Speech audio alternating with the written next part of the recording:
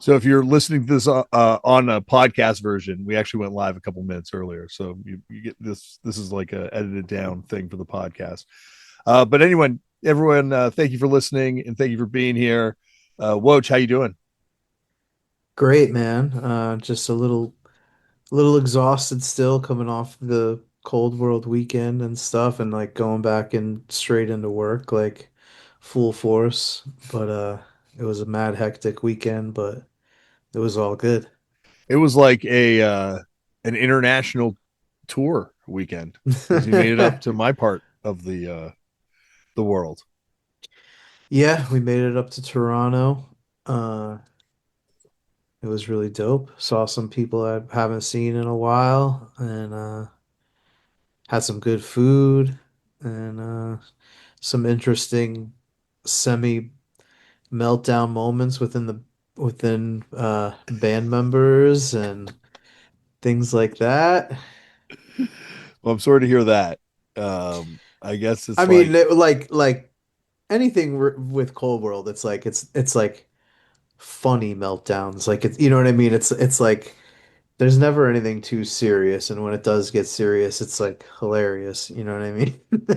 there definitely should be a Cold World tour movie. Like that's like so Yeah. many boring bands make these tour movies where you're like, fuck, like I guess I'll watch this thing. And then but Cold World, it would be a lot of hilarity, a lot of fights, Yeah. physical and verbal.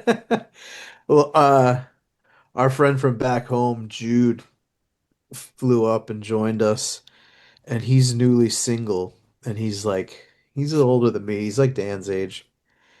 And just being in the van from Detroit to Toronto and hearing him tell all of his stories that I've heard already, and just watching my band members react to his stories, like it was just priceless. So it was it was great, man.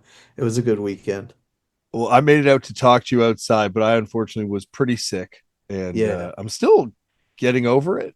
Like to be honest with you, I had like this cold that has not gone away and is it's kind of knocked me out, but I'm glad I Mm. got to see you outdoors where it was safe and hopefully you didn't get sick from me or anyone else while you're up here. I got a little something, but I anytime I travel, I come back with a little sniffle. So it wasn't you. If it was you, if it was what you have, it would be way worse. This is just like the baseline of what I always come back with, you know? Yeah, like I don't know, mine's just been like a head cold, kind of my ears too, even now as I'm talking. Mm. Anyway, people don't want to hear about being sick. This is the last thing people listen to this podcast for is complaints about health. I have this thing where like anytime any sort of entertainment starts talking about COVID, I just turn it off. I'm just like, I do not want to fucking hear about this. Like not like I'm a denier or anything like that, just more like this can't be my form of entertainment. You know what? You know what's funny? It's funny you say that because I was listening to I listen to all the old Gilbert Godfrey podcasts over and over again as they keep putting them up in the feed. Nice. And I was listening to one where they were talking to two guys that were kind of writers had written books on horror movies, and one was talking about how horror movies were a reaction to the trauma of the First World War, and he kind of like theorizes that anytime there's sort of like this sort of mass trauma, in particular affecting America, Hollywood will react with like start Mm, putting out horror movies, and horror movies will be the reaction to it. But I was like thinking the exact same thing with COVID. I'm like, yeah, I don't think anyone wants to see any horror movie around that premise yeah. right now. Like it really is something where, yeah, like once again, not in any sort of denier kind of way, more in a, oh my gosh, that was oh my god, that was terrible. That was like Yeah. horrific, and I just don't, yeah, want to. I would never want to watch a horror movie with that premise, and you know, don't want to. Even just about in like conversation, like if people are talking about like this generation are so fucked up from COVID, I'm like, yeah, maybe for some reason I don't want to hear it. It's like that there's this like show on Netflix, it's like uh World's Worst Perfect Neighbor or something like that, and it's like everybody's like, "Oh, you gotta watch it, it's good." And we put it on and it's just like all police body cam footage of this like crazy nutcase woman who had like black family next to her with like kids that played outside all the time, and she got nuts and like shot one of them. And I'm like, Holy shit. I don't want this to, this isn't my entertainment for the night. I just worked all I, day. You know, I'm I, not sitting down to be entertained by this. I totally get, and I also at other times in my life engaged with true crime media. I like true crime. Don't get me like that's the thing. Like, but when it's something that it's like just like just I don't know, too indicative of like the worst shit we're living through right now. Yeah, there's like I'm a like I level don't want to be entertained by it. there's a level of kind of like exploitation and just like I don't really want to, and it affects all the media I consume now. Like I'm really like in a very kind of weird, I don't really like cool movies anymore. At one point in Mm. my life I watched cool movies, but now even like that stuff I find too freaky, too I don't know. Yeah. Anyway, let's move on to stuff we do like talking about. Music. Okay. We've kind of got to change. I don't know. You and I have been talking about doing this sort of change in format thing a little bit, where less, focused on the podcast in terms of, reviewing old episodes or talking about the other episodes and digging into them. We might still do that because I think some of my jumping off points will be kind of from the podcast still. But the new direction being more that you and I are going to kind of pick something from pop culture, underground pop culture, lesser known pop culture, whatever, to talk about, and kind of what we are doing with the sort of three thing segment, which we will continue to do. But this will be a way of kind of like having the show be a little bit broader than always being dependent on who was the guest each and every week, because I know what some of these guests are not necessarily in your uh purview of stuff you want to listen to. Yeah, I don't know. It's not even that. It's just like there's some of them it's like there's nothing to talk about. You know what I mean? Like they just kind of like, yeah, I heard Black Flag and Oh my I don't know. gosh. It's just Well, like see, this is where we disagree, but that's why we've got the new format change so we can talk about stuff we both really want to talk about. Uh but I guess like before we get into it, uh I guess I don't really have too much stuff that I've done. I guess I went to that Jeff Cannonball wrestling benefit since we've recorded an episode. So mhm. that was a incredible experience. Interspecies wrestling put on event and it was a yeah, just like a really cool kind of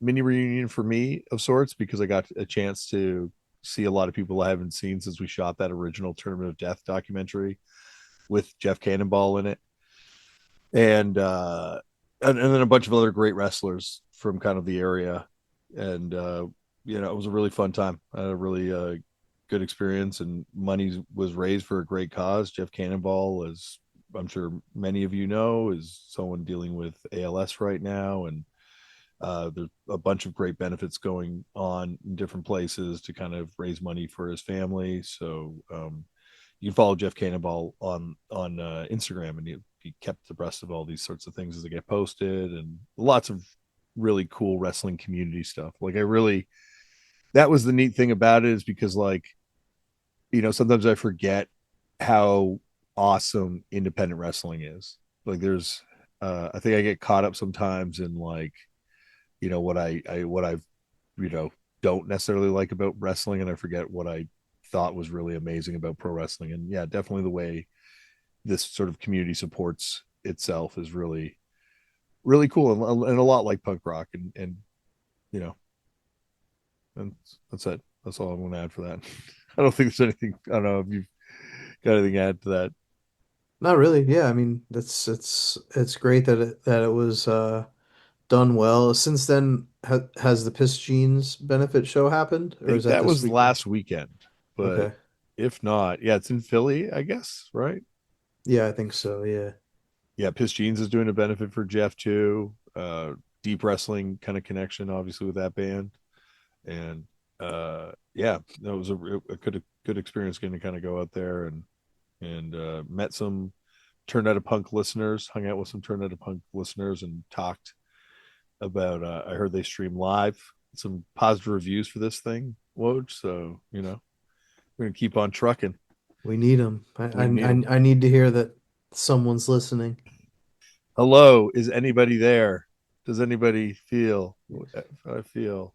Um, and then today I went with last minute. I got asked to go with my middle child Dorothy on a field trip to go to the MoCA, the Museum of Contemporary Art in Toronto, and they have an exhibit right now of this photographer Jeff Wall, who's I wasn't familiar, but that is probably because I'm obviously uh, just concerned with this very narrow music genre that we know.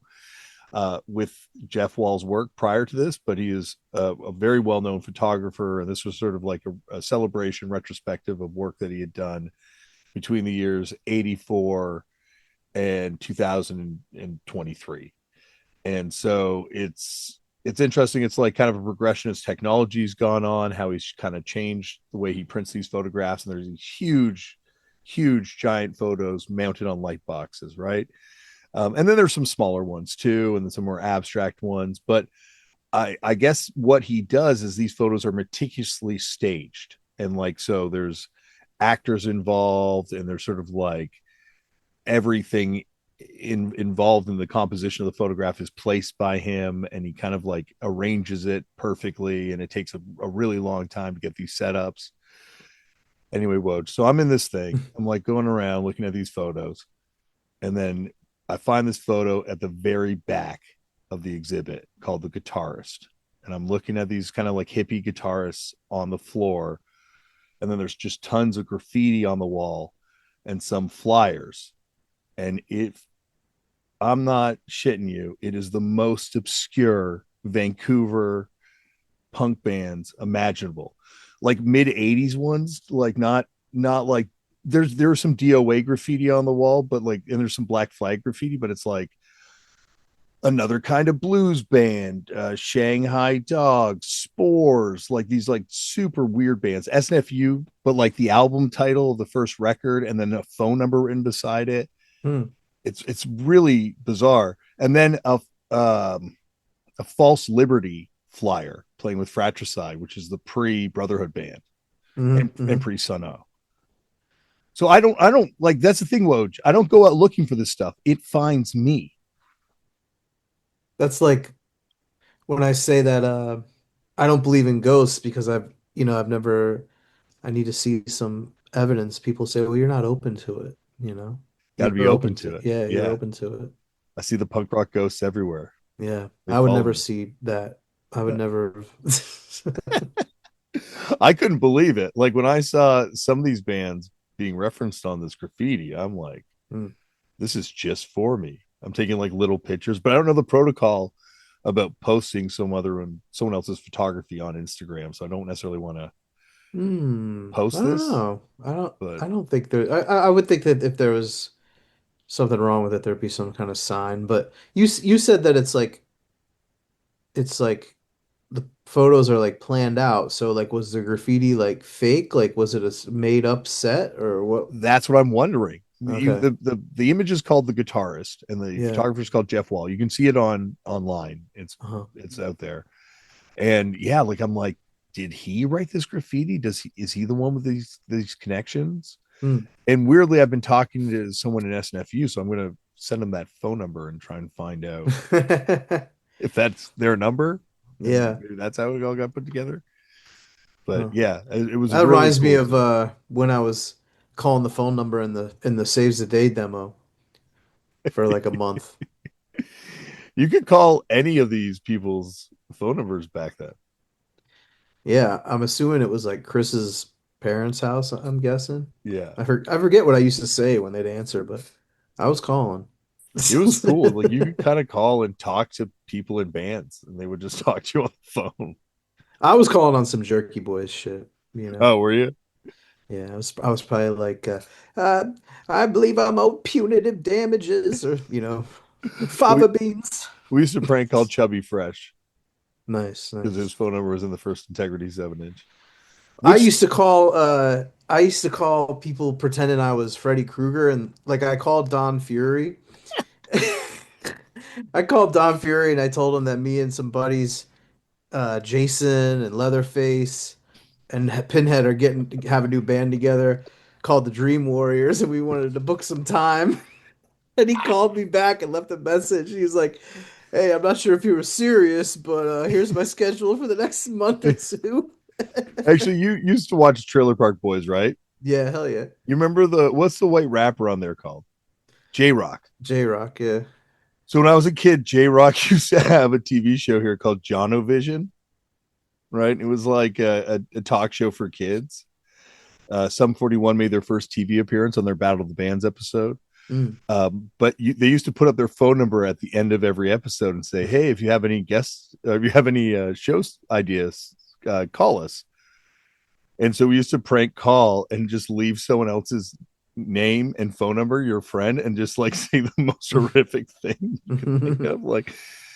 And then they would call the person back and be like, "Hey, we're just reaching out about your message. We just want to know if you need help." And so one day I'm sitting at home and I get a call from Jonovision, our producer, and she's like, "Hey, I'm calling for Damian. I'm calling about your embarrassing fart problem or something like that." And I'm like, "No, no, that's just a friend probably fucking with me."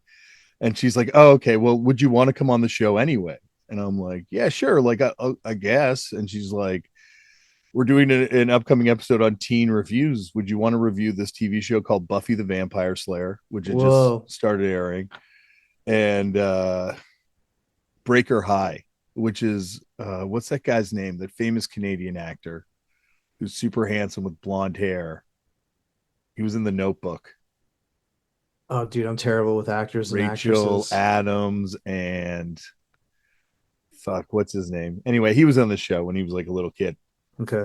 And so, Josh Hartnett. I'm just throwing one out no, there. Josh Hartnett is not That's Canadian. older, right? Yeah, Okay. I think they're around probably the same age. No, no, Yeah. you're right. Josh Hartnett is older.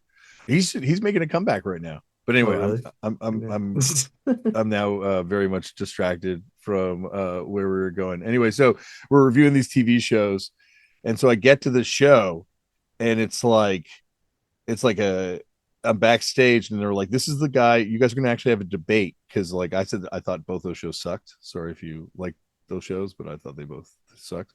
They were like, like so I'm like, meet the guy who's like likes these shows, and he's like, "I don't want to talk to you till we get on air so I can save my anger for you." And I'm like, "Oh, sure, dude." Like, whatever. Anyway, so we go out there. It's super fun. It's like I got my friend to go on another segment, and we had a really good time. And then it gets to the end of the show, and J Rock, comes backstage to meet all the people that were on the panel. And I swear to God, Nick, he goes like this. He shakes everyone's hand, like, "Hey, Jono, thanks for coming. Thanks for coming. Thanks for coming." Looks me dead in the eye, goes like this, and then turns around and walks away. That, for those of you who are listening on an audio version, just like gives me a "what's up" and then just like walks away. Doesn't shake my hand or nothing. And then That's like amazing. 3 or 4 years ago, there's this thing. I think Vice, maybe it's more like 10 years ago now, but Vice did an article about John Vision, and no one hit me up for a story because like about it. So I made like a whole Twitter thing about it that Vice shared and about my experience being on the show, and it included that part with Jono like just giving me the nod, or J Rock just giving me the nod. And he wrote me and he apologized. He's like, "Come on my podcast so I can apologize to you in person." And I'm like, "Oh, for sure, man. Like, yeah, let me know." And then he just never wrote me back. Yeah, Just of ghosted course. me. Fuck J Rock. Huh? That's what he'd be like, huh? Was that what he does on that show? On Trailer Park Boys, after Mhm. he'd say something, he'd be like, huh? Like kind of like a masterpiece type thing. I've never made it through an episode. What? Oh No, my I couldn't. God. I Oh couldn't. my God, I that's I, so funny. I couldn't even. Oh, anyway, let's move on to shared things that we like, man. But that's my John Vision experience story with Craig calling him. I guess like for the new format for the show, diving on into it, we're each going to pick something that we're interested in pop from pop culture Hmm. and that we want to talk about with the other person. And I believe Woj, you still got yours from last week. I mean, dude, like I think that this should be like our final episode of the original format because because Don Devore Oh is yeah, such let's talk. a exciting episode that like we have to talk about it. Like, I just actually confirmed an episode potentially next week that I don't want to say because I don't want to spoil it. That I mhm. think is going to blow your fucking mind. Like I think it's Okay. going to be one where you're like, okay, we got to talk about this one too. Yeah, Yeah. like I don't think it's off limits because I was going to want to talk about the Mhm. Dawn episode and kind of the Ink and Dagger phenomena. Um, But you know what? Like, it also is like a perfect like pairing with what I do want to talk about. If he wasn't on anyway, which was I think we discussed this on the phone. yeah, Hardlore's greatest hardcore band of the 90s bracket tournament. And which I is over think now. I think there's a is there a confirmed winner? yeah, I think Hatebreed is the winner. Hatebreed won. Yeah. Which I'm not gonna. I know this will probably be a lot of people being like met with ire from people that listen to this podcast, but I'm not mad at that.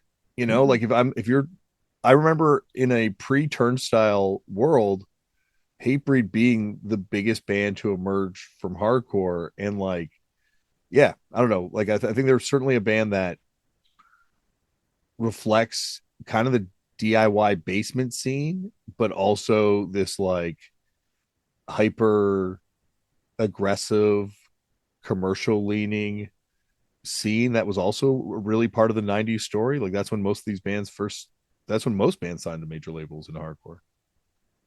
Yeah, I think they kind of like run the gamut of 90s hardcore, right? Like everybody from every little like pocket of the scene knew about them or liked them. Um, yeah, I'm not mad at them winning. Uh, but I have a lot of thoughts about that bracket and the bands listed and not listed. And I think you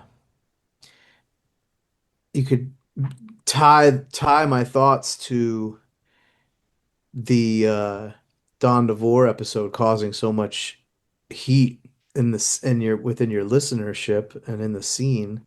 Yeah, I guess to bring everyone up to speed, the Don Devore episode, which I love, and I had a great time doing it, but a lot of people, I also a lot of people have reached out and said it's their favorite episode. Like a few Mhm. people have written to say that specifically, but there's also been some people that have uh, met it with a little bit of ire, to say the least. Yeah, he's a divisive dude. I think because he's for people that weren't around, like, I mean, I started going to shows in like 95, 96, so I caught like the tail end of the era of this type of fella being like the the typical 90s hardcore guy. But like I think like I think we talked about it before on here where like like the mid 90s like New York hardcore was not the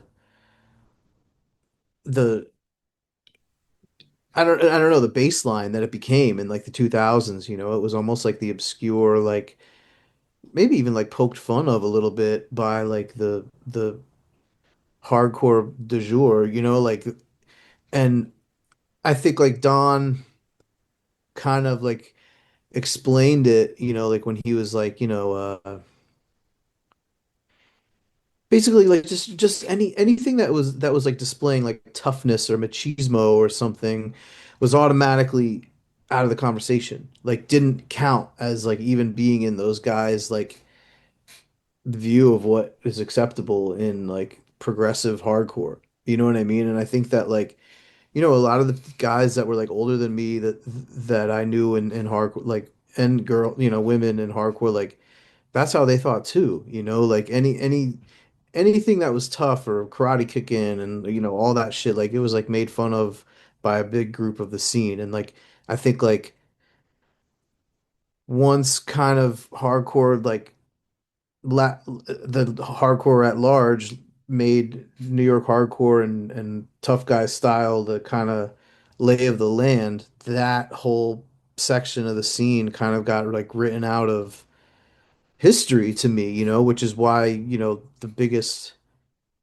hardcore podcast out now, like you look at this bracket here and like to me like what I think of is like like early and mid 90s biggest most popular hardcore bands aren't even on this list, because that stuff gets so written out of history. But I'm not dissing their bracket because ultimately it's like from their view, right? Like so from what I understand of it, it's like this is what they think are the best bands from the 90s. You know what I mean? So it's totally my list would be different and respect to those guys. And I talked to Colin and we talked about his list and stuff and and even him he was like, "Yo, the you think, you think it's crazy. Like the main thing I hear from people about this list is where's Zayo or Zao or whatever." And he's like, "What?" And I'm like, Yeah, like I think if you were going to like do a true reflection of like what, see, it's so hard to do 90s hardcore. Like if you were, because I think like there's so many international scenes and hmm like micro manifestation, like the Bergen kind of metalcore kind of stuff, or like British, like that, like the kind of like Leatherface kind of stuff that I love and all that. Like I feel like, but if you're going to do American, just American bands, hmm I think Zao would probably be on there if you're trying to like reflect like what was the biggest kind of Christian band back then, like Focal Point. I remember being a band that people liked, but Zao seemed like a band that kind of crossed over. Yeah, yeah. I mean, what I my biggest issue is like there's no abolition bands on here. Yeah, I could see that. There's no like what was Scott Biben's Bloodlink? Like in from my memory, those were the biggest things. Like Heart Attack fanzine. Like none of these bands got you know what I mean? Like love from that portion of the scene, which to me was like kind of what was like setting the tone. Like you know what I mean? Like I understand like Victory was like bigger and stuff like that, but I don't know. Like when you go into like the average, if you just walk into the average VFW hall show in like 1996, people have like Downcast shirts and Los Crudos Yeah, patches on their bag. They don't have Hatebreed and Marauder shirts. You know what I'm saying? Like, I, um, so I I think it's like very misguided.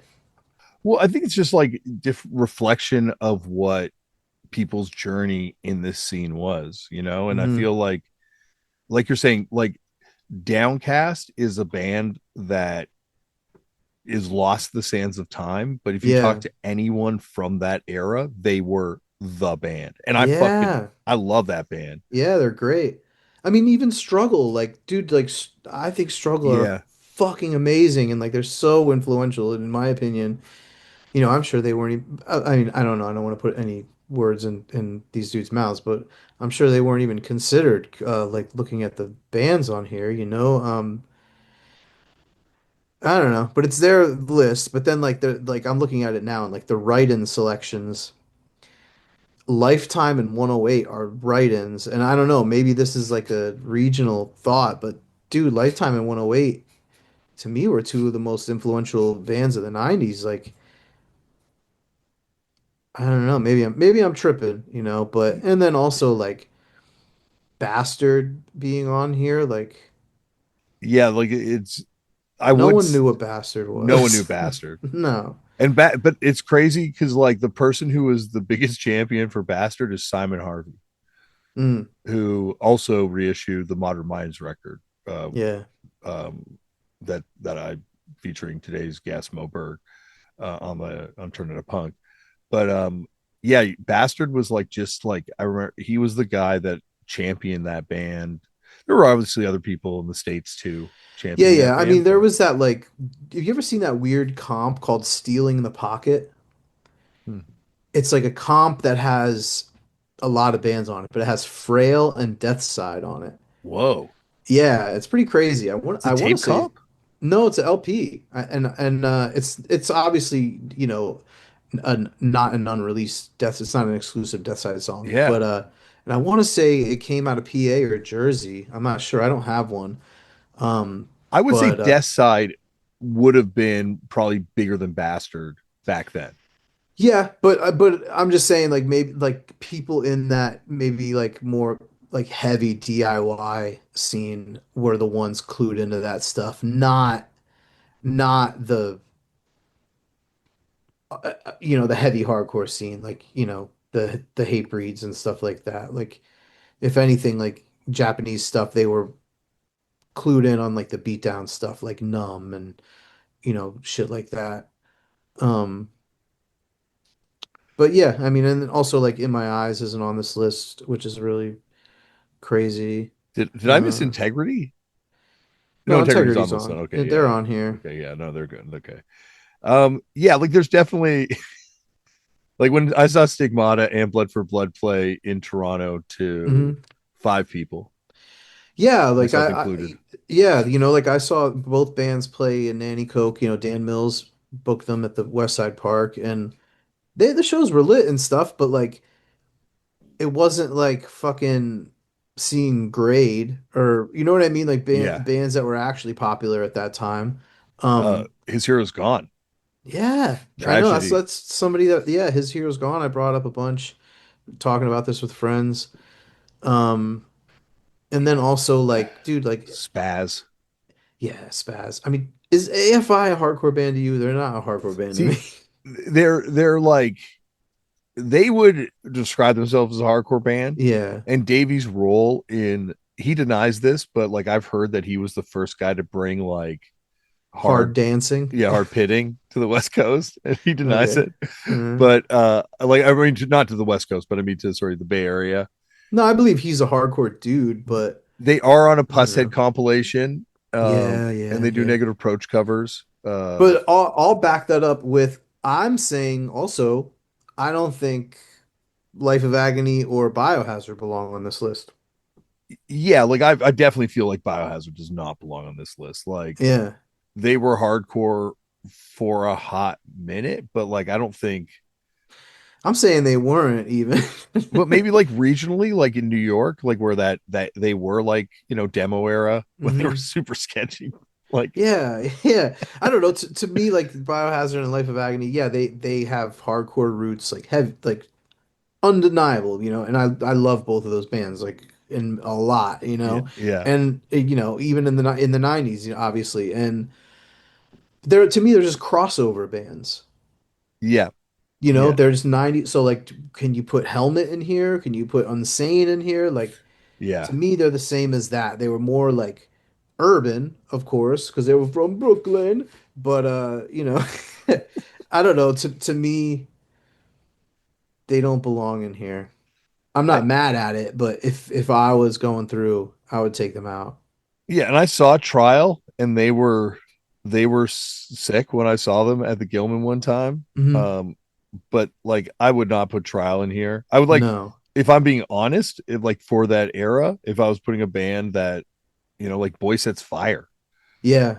like no one wants to admit that Hmm. now, but that in hardcore for like a hot minute was like, or Ignite too. Ignite, I know. like, I was wondering why they don't have Ignite in here. I mean, I'm not a huge Ignite fan or anything, but just if they're putting AFI in here, they're not putting Ignite. And like, yeah, I don't know, there's like almost no like early 90s new age kind of, I mean, I guess Strife and Unbroken, but like, I don't know, like Outspoken and or like initial stuff like Four Walls Falling and or uh, Mouthpiece.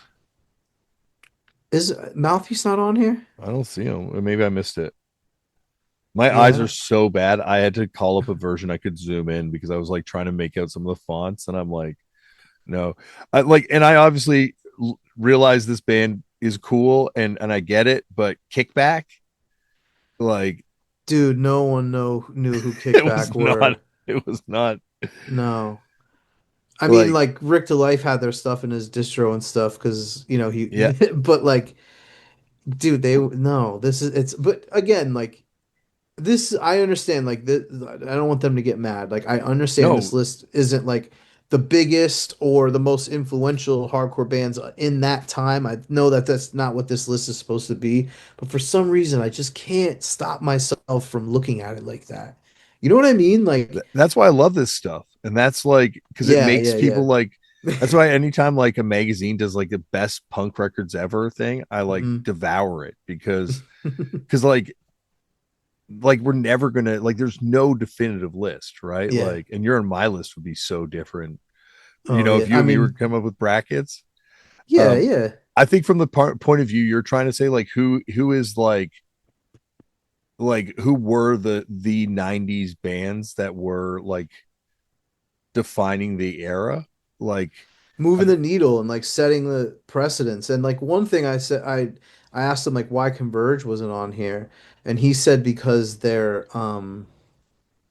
they're like pivotal stuff they're known for is from I guess the 2000s to in his mind. But I totally disagree with that. yeah, Right? Like maybe yeah, if you weren't around then you might not know like how big they were and how like dude, they changed. They had like beatdown bands, like straight up switching genres. yeah. Like, look at One for One, bro. Like, One for One went from New York hardcore to fucking weirdo screamo metal with like, you know what I mean? Like, straight up, like so many bands tried to be like Converge in the 90s. And to me, like, if they're saying like Jane Doe and after that, like, to me, that's when like they did their own thing outside of hardcore. They were still a hardcore band and played in the hardcore scene for sure, but like I don't know. To me, that's when they became like a Boris or something like that, where they were like doing their own cool thing that like everybody's like, damn, that's Yeah, like like dope. Neurosis. Yeah, exactly. Like starting their own lane, which, Yeah,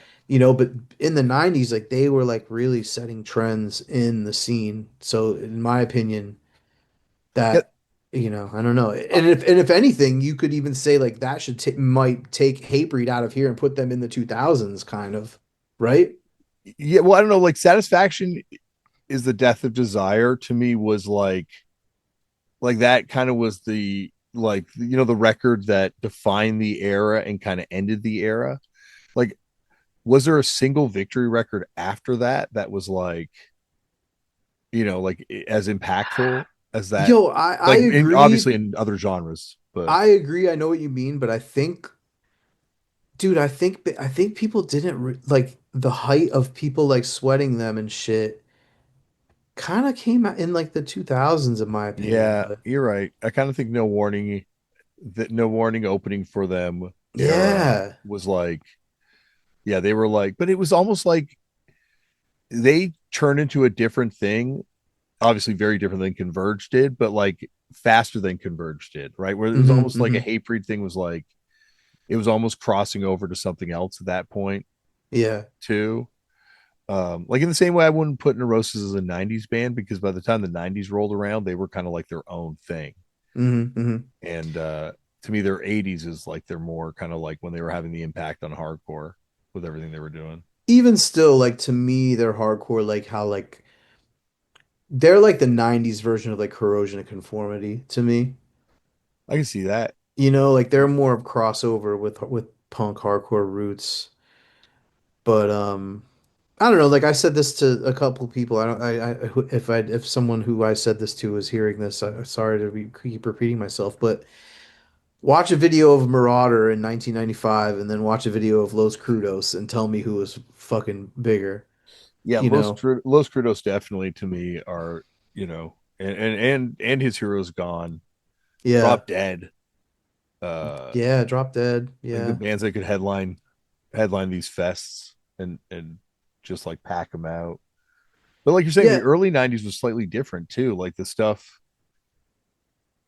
like California stuff. Like I'm trying to think. You're like you said the new age things, but I'm like, yeah, there's also like stuff a little bit further up too, and in Berkeley and stuff. It's yeah, I love this. It's very fun to kind of like try and figure out who does and doesn't fit, and that's like the best thing about this stuff is it creates conversation, makes people check out bands they might not want otherwise check out.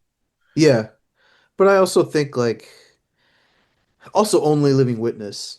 People Yeah, didn't it's know who Only Living Witness were until the 2000s, dog. I'm sorry. I mean, I heard I knew who they were like in the 90s and stuff, but I don't think I even heard them. Like they weren't a fucking hardcore band. They weren't looked at as a hardcore band in the scene for sure. They were like a crossover band, like a typo, like trying to be like a typo negative or something like that, in my opinion. From what I was young then too, so like I was a little dumbass, but this is just kind of like how I remember seeing things, right? So I could be wrong, but well, it's all like it's like a one of those everlasting gobstoppers, right? Like where there's hmm just like these layers that are kind of slightly different, and people's experiences with things are obviously going to be like I remember going around trying to get like the Brotherhood records, and all these people being like, who the fuck cares about Brotherhood?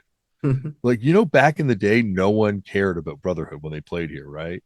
And I'm like, yeah, but it's like the best 7 inch from that era. So I totally understand that how that feels, and that kind of energy where like your perspective changes so much, like if you weren't around for it, right? Like hmm at the time, or just also where you were around for it too. You and me have a very kind of like Northeast kind of bias to our, we got that East Coast bitterness, as we talk about in an upcoming episode on Turn No Punk. Yeah, and I think like just like hearing like Don Devore's insight and take on hardcore and how he views it, like I don't know, like I understand how like it could rub people the wrong way who kind of value and like view hardcore in this like hardlorian view of like hard, like proper hardcore, but like yeah, I don't know, man. Like the best shows in the 90s like didn't have moshing in them at all. You know what I mean? And I don't know, I just kind of think like that's what hardcore is missing now and why it fucking sucks is there's not that.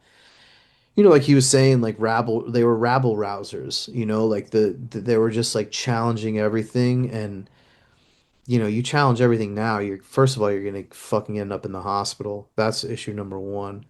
Uh, but so I guess it's impossible to be like them now. But But they had like hard friends, right? no, I mean, Like in the scene they were playing in, like they were pulling this stuff at E Town Concrete shows.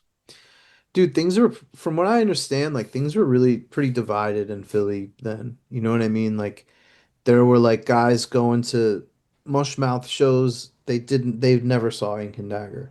Yeah.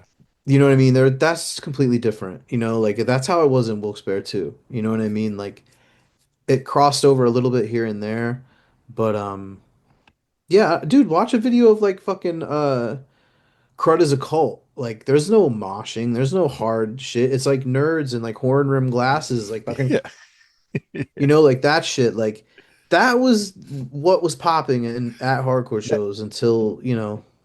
I think that was also the thing, is because Frail were such a definitive band of the era before, hmm and the shift of alignments between Frail and Ink and Dagger, where it goes from like lawful good to Chaotic chaotic evil. chaotic neutral at best. Yeah. Like Yeah.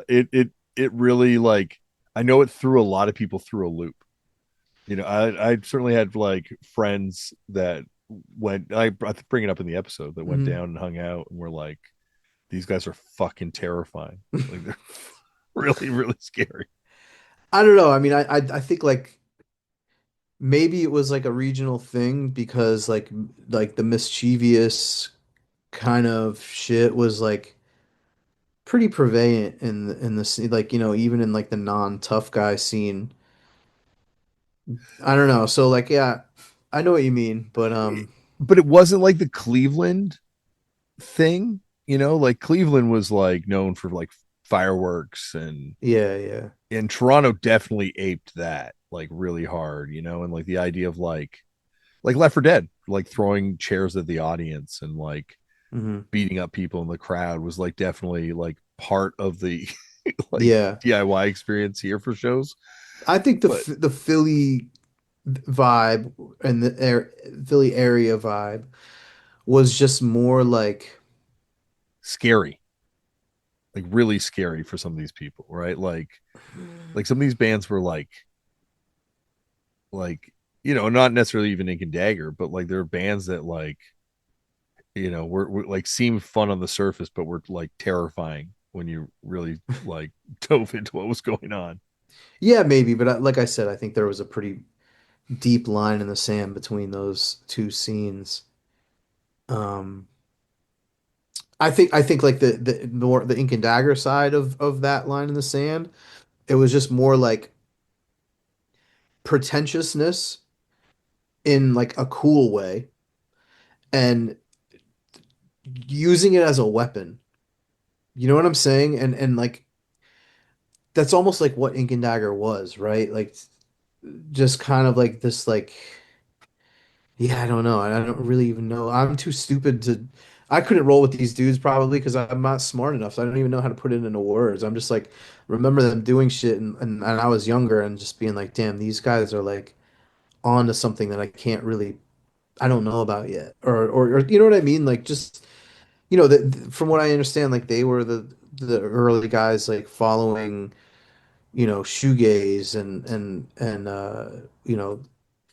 weird, indie music from outside of hardcore and getting into drum and bass and going to raves and shit like that. Like, that's dope, man.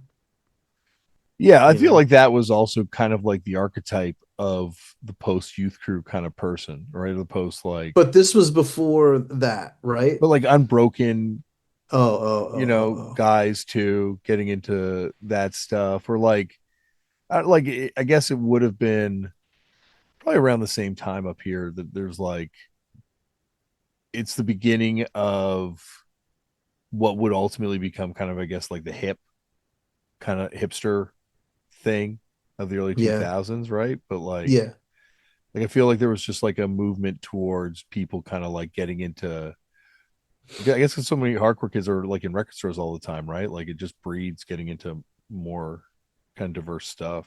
yeah. And dude, I love Agnostic. I actually don't love Agnostic Front as much as the next guy, but I love Agnostic Front, and I understand. Uh, You don't think Victim in Pain's like one of the greatest hardcore records of all time? it's probably the greatest Okay, hardcore record yeah, of all yeah. time, but not everyone is comfortable with just recreating that. You know what I mean? Yeah. And like I like that, like I don't care about someone who went to college's recreation of Victim in Pain. I hate their recreation of Victim in Pain. It fucking sucks. You know what I mean? I hate that, if you and that's what I think the problem is with hardcore now. Like not now for the last like fucking 20 years, like Cold World included. You know?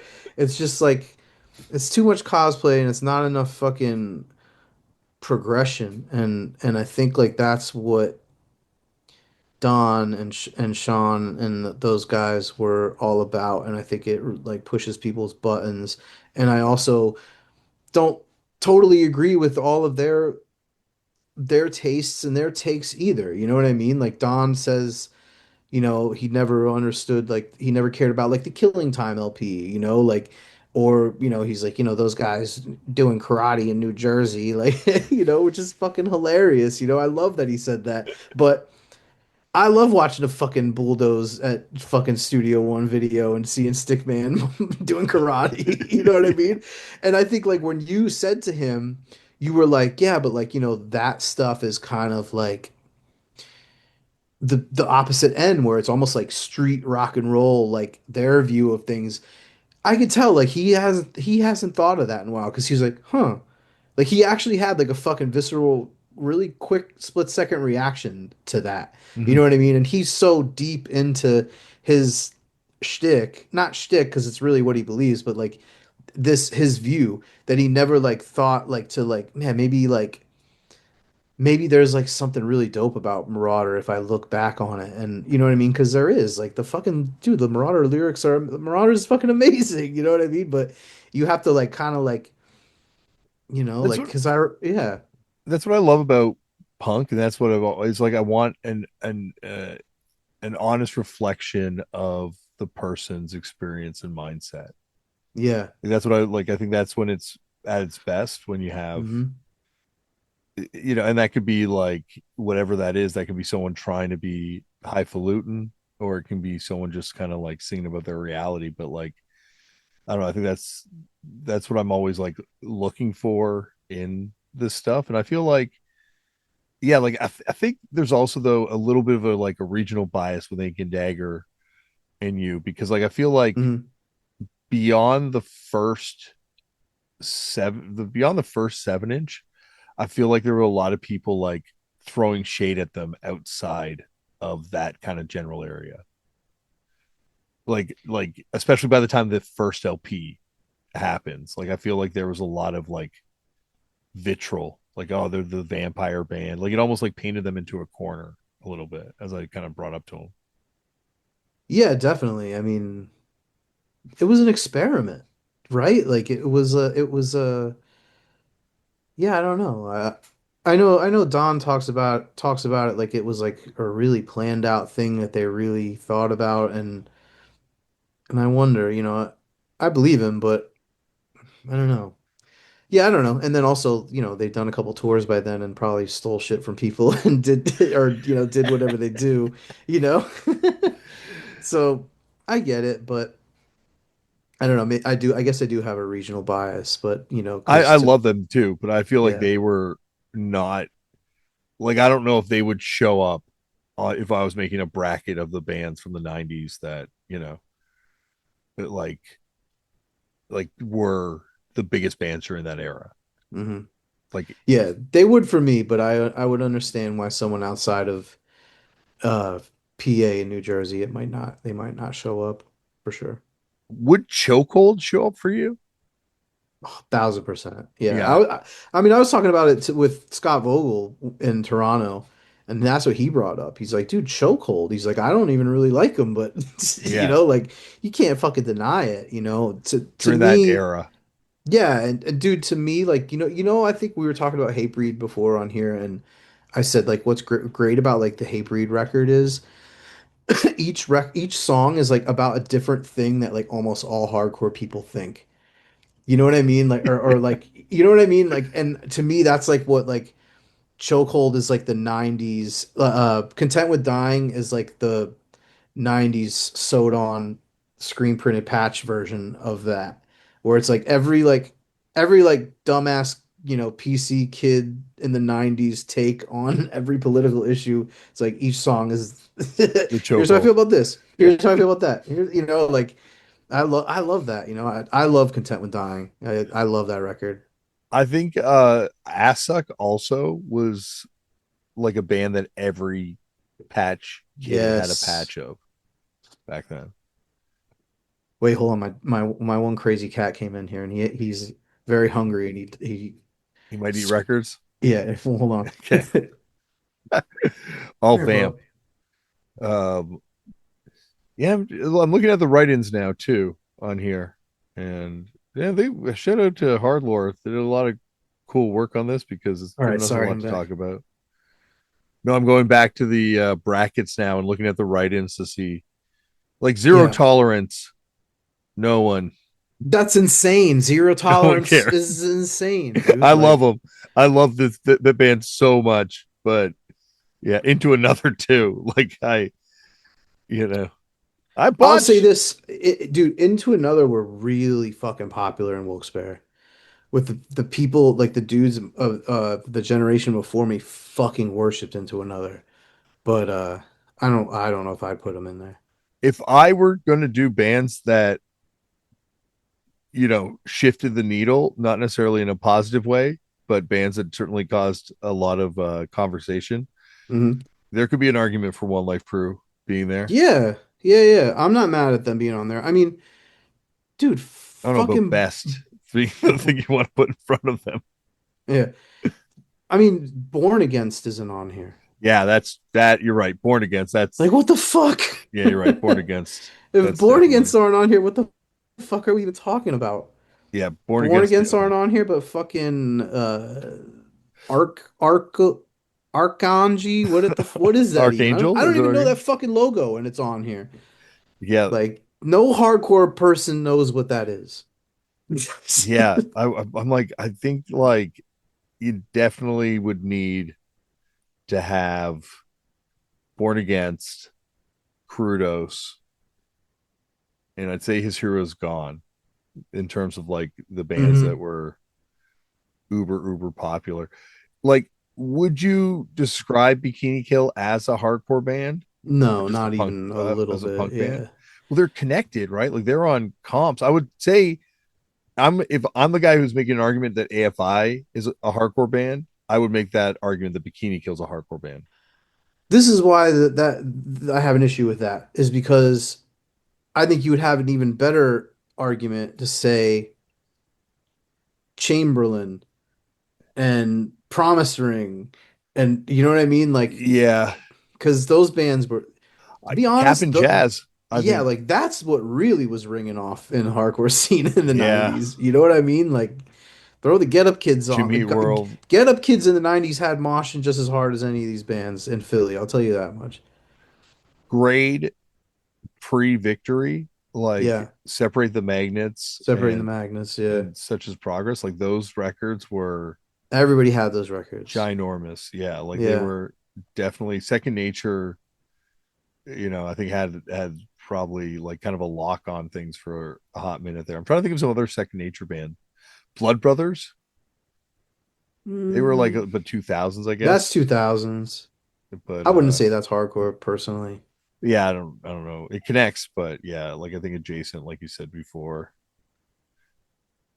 Yeah, I don't like Floor Punch too. Like I love Floor Punch. I got a Floor Punch jacket. I have every single record, but like I feel like you need the other side of that beef reflected, and you need someone from that sort of Louisville scene also on this.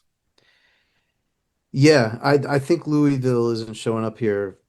Like, But what would there's, be the Louisville band like? Guilt? Like I don't know anyone that actually liked I know that's the Guilt. thing. Like Guilt, they they were almost like not they were almost like an industry plant in a sense because of like their ex-members and like label tie. Like, no one actually liked them. No, you're right. Because I'll go back and try because I'll get in my like 90s hardcore bag and I'm like, man, I never really Guilt never clicked, but I'm so in this bag right now. I bet it'll hit right now. It never does. I don't know what it is. So I don't know. Like, I love Four Walls Falling, Falling Forward, Yeah, right? Falling Forward is the Elliott band. forward fall. Yeah, and Endpoint Yeah, Endpoint. I would mean, be and I think I would say Outspoken before Endpoint, even though they're not yeah. Louisville, obviously. But I always think of those bands together just because they're like the early 90s straight edge bands. Yeah, and also Disembodied. Uh, like Mike from Fucked Up loved them. They were Hmm. definitely like a buzzed band, but I think like I would say Converge over Disembodied or Coalesce. Yeah, like I understand why these guys think Disembodied were big in the 90s. Like, I knew people who liked them a lot, and they all are another one of those like kind of convergence bands that like crossed over into the tough guy scene a little bit. But I agree, Coalesce were like headlining fests and shit around here, you know? The Converge Coalesce split Hmm. was that was like the Inspected Deck record of DIY hardcore, or maybe not DIY hardcore at that point, whatever that scene was. But like I remember people like were freaking out about that thing before it came out. Yeah, I don't know. I'm like looking at Doghouse Records right now. Like, Threadbare, they weren't that big. Cable weren't that big. Dude, to me, like Split Lip and Chamberlain were fucking really Split big. Lip and Chamberlain, you're right. They were definitely Yeah. and And I personally love both. I love Split Lip and Chamberlain. I'd say if like Cold is Cold as Life on this? They are. Yeah, I would say More Than Cold as Life, Earth Mover was kind of like the more popular band from Detroit back then. Yeah, Cold as Life were not popular. Like They weren't big like that. it was but then once again, like I think Best is definitely like something that changes the conversation, and then it's like Exactly, exactly. Yeah. and then it's more much more reflective of taste. Yeah, because if it's best, yeah, sure, Cold as Life. I don't look. I'm not super into Cold as Life, but I understand like they fucking rock. But then like, dude, like some of the write-ins, like, dude, Sam Black Church, like, no. Yeah, no, Uh, no, definitely. In Boston, only in Boston, they would yeah, be like very regional. Grimlock, no. It'd be like me saying Hockey Teeth, which is a band that no one outside of this area would know. But I mean, Sam Black Church, they were what were they on? They were on a big label, right? They were on a big label. They might have even been on Tang. Were they on Tang? I think they did something on Tang, but I think they might have even gone to like or maybe I'm just confusing it with Wrecking Crew. Mm, But like they were on like Roadrunner or one of those kind of like labels, maybe. I don't think Sam Black Church were. Okay, maybe I'm just confusing it with Maybe though, I don't know. Wrecking Crew. I don't Wreck, know. I think think of the it all. biggest sick of it all. See, I think of them as an 80s band. I so do I, but I think like in terms of like the records like I go back and listen to, I got into them in the 90s, Yeah. but Built to Last was like ginormous Mm. for a record. And Scratch the Yeah. Surface too was like Yeah, Scratch the Surface was big and but Built to Just Look Last I think Around is 92, 90, 90, yeah. But when's Built to Last? Like 95, 97, 90. No, 96? that's Scratch the Surface. Okay, so like that I feel like that record was the bridge record for the pop punk kids getting into New York hardcore. Yeah, because that It was on Fat Wreck, right? no, that was on a major label still, East West. It And then was? yeah, and then the next one's on Fat Wreck, which is the one that everyone is not as much a fan of.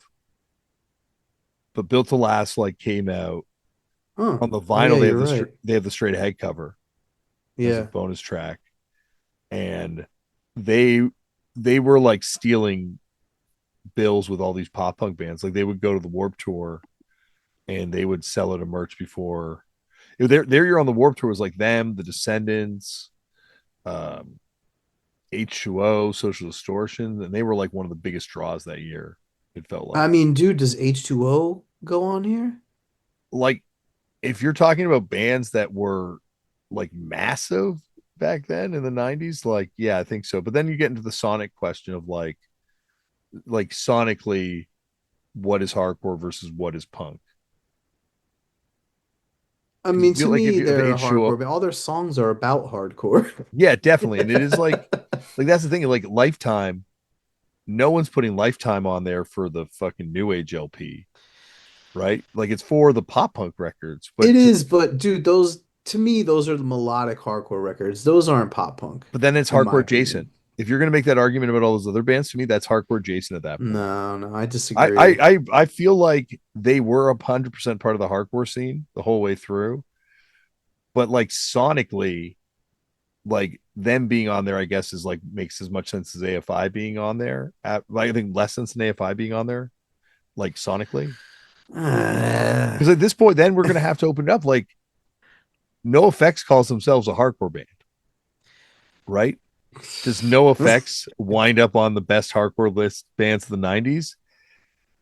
Come on, man. I'm being honest. Like this is the thing, right? Like this is the problem with the hardcore and the punk thing, the divide. Because No See, Effects, Fat Mike you're would say he's a hardcore band. They were a you're hardcore band. looking at hardcore like I don't know. To me, hard. I don't know. I don't think it has to be like heavy ass shit to be hardcore. Like to me, Lifetime's still hardcore. So then there's No Effects hardcore because they define themselves as being hardcore. They started as a No, hardcore band in the 80s. no, because Lifetime, even those last two records, they're still straight fast hardcore songs on them with breakdowns and shit. And also, I don't know, to me, like those early Lifetime records, like the new age stuff, I love those records. I think they're fucking great. Like if they aged really well to me, like the background LP, if you go and listen to that now, it's like it sounds so different and interesting. Like not interesting, just like I don't know, if a band came out like that sounded like that now, that'd be so cool. I love Lifetime the whole way through, and have Yeah. loved that like every record since back then. But if you're saying that they can get on this list, then I'm going to put the New Bomb Turks Destroy Oh Boy, which has breakdowns. It's fast as fuck. It sounds more like a hardcore record than New Yeah. Jersey's Best Answers Yeah. or Yeah. That's just one record though. yeah, but like their other records keep that sonic tradition kind of going, right? Like they're not quite as hardcore as that record, but like that would be 100% on my list You know of what it is to me? It's like you had to be in the hardcore scene, yeah. But then it's like then which we the got to new Bob exclude, Turks were not. but well they were for their area, but like because they knew the inept guys and they were like kind of like all Columbus hardcore kind of like connected, right? Like I don't know, just you're right. Like it, I guess, but like No Effects once again calls themselves hardcore. Do I think they belong on this list? Not necessarily, but That's like Fallout Boy calling themselves hardcore because it's like they it's like a fucking luxury. but They have No the Effects luxury to be able also, to call themselves that. but No Effects came out of the Doug Moody world. No one Yeah, liked him till the '90s, though. yeah. But I don't know. This is why these things are so fun. Like this is How do you feel about VOD? I was never really a fan. I saw Yeah. them a bunch back then, and it was just see. I like stuff with like speed, so that's my Mm. bias kind of showing through. Like like there's a lot of stuff on here that would be fall into the tough kind of banner that I did like because there were fast parts. Don't get me wrong, like I fucking love Damnation AD, like forever. Collect Damnation AD records. Battery should be on there over Damnation AD. I think it's a shame that Battery isn't on here. That's crazy. I think it's because Battery, a lot of people now have like weird baggage around them. Yeah. I don't know why necessarily because no one ever really gives me an answer being like, oh, this is why. But like, yeah, like at the time they were, the band more than Damnation AD ever was at the time. Yeah. I don't know. I don't know. I love thinking about this. I could think about this all day. And I'd say Despair over Buried Alive. I mean, dude, Turmoil are a cool band, but Yeah. they shouldn't be on here. That's very regional, in my opinion. Yeah. But they were dope, though. I don't know. I mean, I'd rather them be on here than some of the other shit. So I'm not. I don't know. Yeah. I feel like it's because like Bastard just rings like very out of place. Yeah. But What's the band above Hatebreed? Oh, Crown of Thorns. Crown of Thorns. Okay, I'll give you Crown of Yeah. Thorns. Yeah. They were Oh, definitely they weren't like super active though. no. And it feels like also by the end of the '90s, it had all shifted to Scarhead. Scarhead. Yeah. Yeah. Like the Crown of Thorns Scarhead. were almost like a even though Scarhead were the project band, it seems like Scarhead did way more than Crown of Thorns, right? Like, Yeah. Scarhead did the Warp Tour. They had the record on Victory. yeah. They certainly were more internationally. Well, I don't know. Crown of Thorns might have done Europe a lot. Yeah, maybe. That was the other thing. Like Europe was such Mm. a place for these bands to kind of tour and kind of like live out their whole career in Europe too. I always forget about that later like Crown of Thorns LP too with like the cigar wrapper Yeah, artwork. Like I always forget about that one. So, yeah, okay. I think it must go for like $500 now. I bet. What about Bloodlit? Should Bloodlit be on here? Yeah, I love Bloodlet. Do you love Bloodlit? Yeah, I got like look at this. I got my I got all the records, but then I also got the Smorgasbord tape, Oh, nice. and then Solid Answer, the pre-Bloodlet band. What does It's that a sound like? it's kind of like a more hardcorey vibe. I haven't listened to it in a long time, but I remember really liking it. They've got a song Solid called answer? "The Hard Way." Oh, nice. Yeah, it's and then they also have an X on the logo, so you kind of get a vibe that it's like Hmm. a little more straightforward kind of hardcore vibe. I'm trying to remember, it had like kind of hardline-ish lyrics. Wait, when did the Outburst 7 inch come out? Is it 89 or is it 91? I don't know.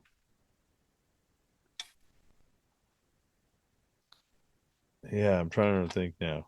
Charles Bronson also, like that band, 89, 89. Okay. 89. Okay. Oh yeah, Charles Bronson. What the fuck? But Charles Bronson also was like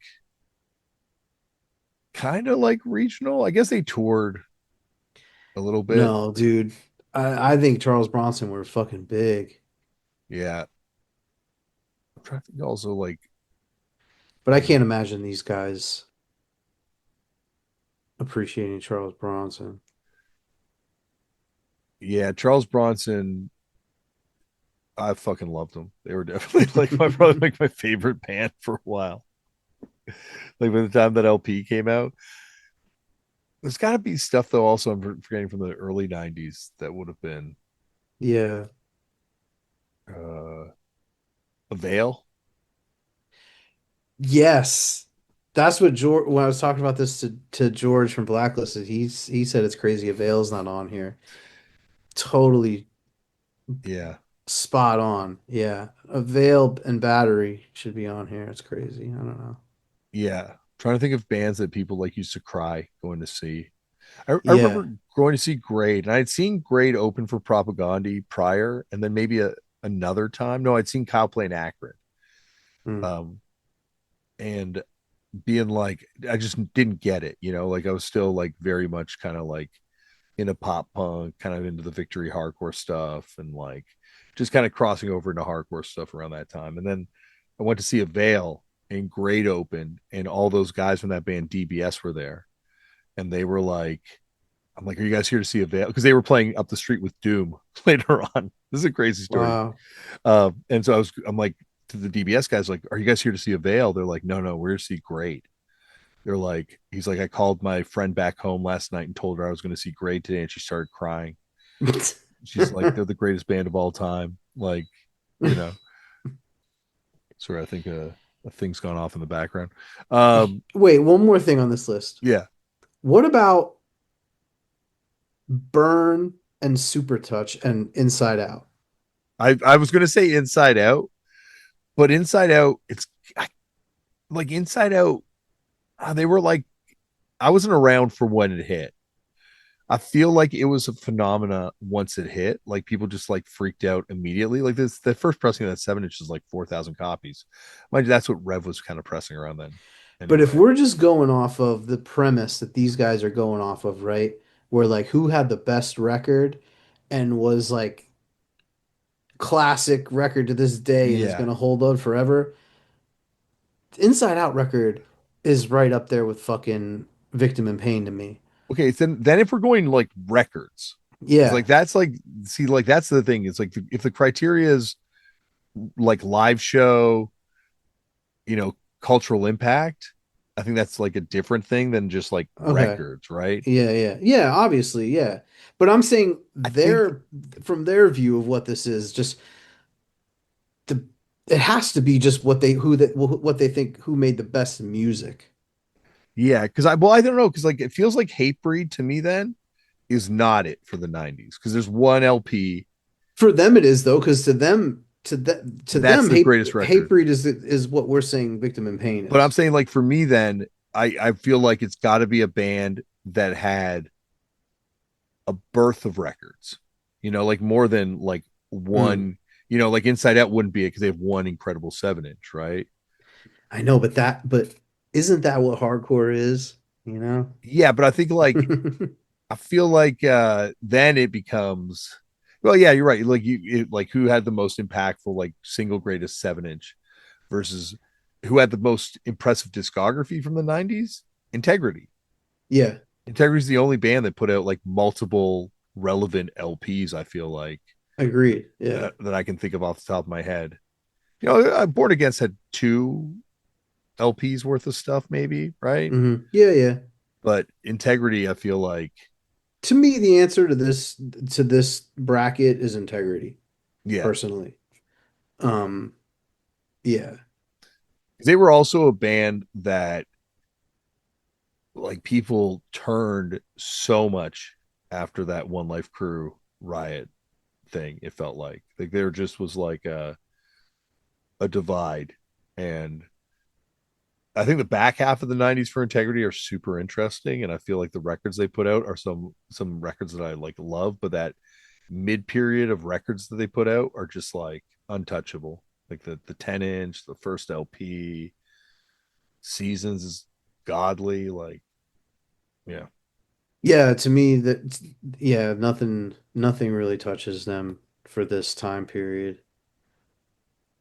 Yeah, like who are hardcore bands that put out multiple great LPs? That's a Other than hard Cold list. World, I don't know. Yeah. Um and fucked Present company up. excluded, of course. Yeah, Yeah. exactly. But I mean, like even like first wave bands, Circle Jerks put out more than like I would say hmm more than their peers. Black Flag, of course, put out Yeah, Black Flag. multiple incredible I mean, albums. Like to me, like Madball. Yeah, Madball. I feel like Madball also could be a real strong argument could be made for them winning this whole bracket thing. hmm I feel like maybe them more than Hatebreed in terms of like a band that existed throughout the 90s. Like Hatebreed, like you're saying, the argument could be made for them in the 2000s as much as it could be made for the late 90s. Man, you know what's weird? It's like who like really sounds like Madball? I can't really think of any band that like, yo, this just sounds like set it off, Yeah. like there's obviously like bands that sound like Integrity. There's bands that sound like what was the other band we were just talking about with these dudes? Uh Hey, dude, Hatebreed. I'll say even Hatebreed, like Yeah. I've never heard a band that sounds as in fucking hard and intense with that writing style as the Satisfaction LP. Like I've never heard anyone do that correctly. Yeah, like I feel like the Madball records are hmm just so hard hitting and so impactful that it was almost like too real for people at the time hmm because it was just like but yeah, like But Hatebreed, it just felt like like people appreciated it as it was happening. just from like a musical standpoint though, like the songwriting for Madball was fucking incredible. Like, It's also fast too. Like that's what I loved yeah, about Hatebreed and Madball. that's what I'm saying. Like they had like it really fucking hits, man. And Madball like mixed like fast with bounce, and the Yeah. songwriting is like really like considered, you know, instead of like just throwing riffs together, which I feel like a lot of bands that probably like try to sound like Madball, that's what they do and they miss that finesse. Yeah, and I feel like Madball at any period, but certainly at that time, the energy at a Madball show was just like hmm it was like always like, wow, this is someone could flip the Madball switch at any moment, and this could get real wild. Not that the Yeah. Hatebreed and like obviously Blood for Blood and these, and I'm also experiencing it in Toronto, Canada, so it's certainly a different vibe. But all those bands had certainly like an energy to it, but nothing compared to a Madball show. Yeah. Like one like thing I'll say like to put a cap on this maybe like somebody We could sent talk about this for like 7 hours. this could be its own podcast and I would gladly co-host it. A friend of mine sent me a dude on some MMA guy. I don't know MMA at all, but he's on like that dude Theo Vaughn's podcast, and Theo Vaughn's like, "Hey man, it's true you sang in a band?" And the guy was he's like tattooed up dude, and I guess he sang in like multiple hardcore bands in Long Island. And he's like, "What's that, man? What's hardcore?" And he like explains it to him and shit. And he tells him about CBGBs and stuff. And he's like, put CBGBs up on the screen." And he like reads the fucking Wikipedia. He's like, "Started by Hilly Crystal." Reading it like it's fucking so funny. You have to watch it. But I don't know. I watched this like 20-minute clip of them talking about hardcore, and it just like fucking sucks that like this is the second time that hardcore got brought up like via like MMA people, and like of course that it goes this way, but I responded, I'm like, they talk about hardcore for 20 minutes and like there's not one mention of it like being about like trying to like inspire fucking social change or fucking any kind of awareness or at being underground or anything like that. It's just like, do you guys do that thing where you line everybody up and you run into each other? And the guy's like, yeah, wall of death. It's like, this is what, like, dude, that is where how you get this fucking list is because that is what hardcore is now. That's what they would, instead of like fucking talking about like the kind of shit that fucking Don Devore was talking about. You're just talking about like fucking fake punching and kicking each other. Like that's what it's devolved into, unfortunately. And it's a bummer. Yeah, but I feel like even then it was there was always that kind of divide too, right? Like there was like Sort the of, but when victory you'd see, catalog. but dude, yeah, but like even in that part of the scene, like 25 to life or whatever, like they would always fucking talk about DIY Yeah. at least and shit like that, or some kind of fucking ethics or something about like it was always about how it's like different than metal. They're like, yeah, I grew up with the fucking metal, but then it wasn't real and this stuff is real. Like there wasn't anything like that, It was Yeah. just like, oh, it's not as big as that. Let's say it's not as popular, so there's not enough people to do the Wall of Death, unfortunately. Yeah. That it's like, what the fuck, man? Like I don't know, like it sucks. The first time I saw a wall of death in real life, I was like, this is the dumbest thing. Because like people used to do it at CBGBs, right? But it was like a what like 5 person, Yeah, 10 yeah. person wall at most. But to see like 50 kids lined up facing 50 kids, like little kids running at each other like full speed, like 10 rows deep, just be like, this is insane. Uh, but I like, I wonder if there's going to be when the next band's going to try and do the Fugazi or at the drive-in or even Bikini Kill, like no moshing at shows. You can't. It's never gonna happen. I think it does. I really do think it does. Like I think there's like a pendulum that swings in hardcore and punk where it goes in and out of vogue, and I feel like there's going to be something that's going to kind of like I don't know. I don't mean to be like a naysayer or a doomsayer for things, but I feel like I don't know. I feel like a change is going to kind of come with that sort of like style of dancing. I don't think so. I think that as soon as you do that, it's just gonna turn it into a whole separate thing. Like, you know Yeah, what I mean? Yeah, that's what I'm saying. Like, it's gonna just be a completely separate thing. Like kind of like how like kids are having this like screamo scene happening now. Like, that's completely separate from the hardcore scene, right? Like, you know, to it me, is. like that scene is probably more hardcore than this hardcore scene we're talking about, in my opinion. But it's separate from what I understand.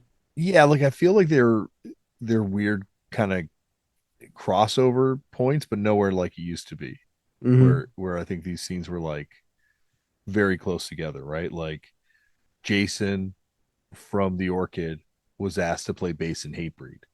So, there's like Orchid and Hatebreed are like kissing cousins practically. Yeah, I mean, I played Orchid the on sh this list. I can't believe Orchid's not on this list. our Orchid more in 2000s though. Were they? Maybe you're right. No, I From don't know. from what I remember, I was never a fan. Page Uh, 99 and Orchid, I remember being 90s, yeah, like I guess late you're 90s. right, huh? 98, 97. Yeah. Yeah, I mean the Chaos is Me is like 99, and that's like to me what they're most known for. I remember when then those records started showing up in Ebullition and it being like a real divisive thing. Hmm. Once again, as everything was back then for people They're really sonically. late 90s though, 98.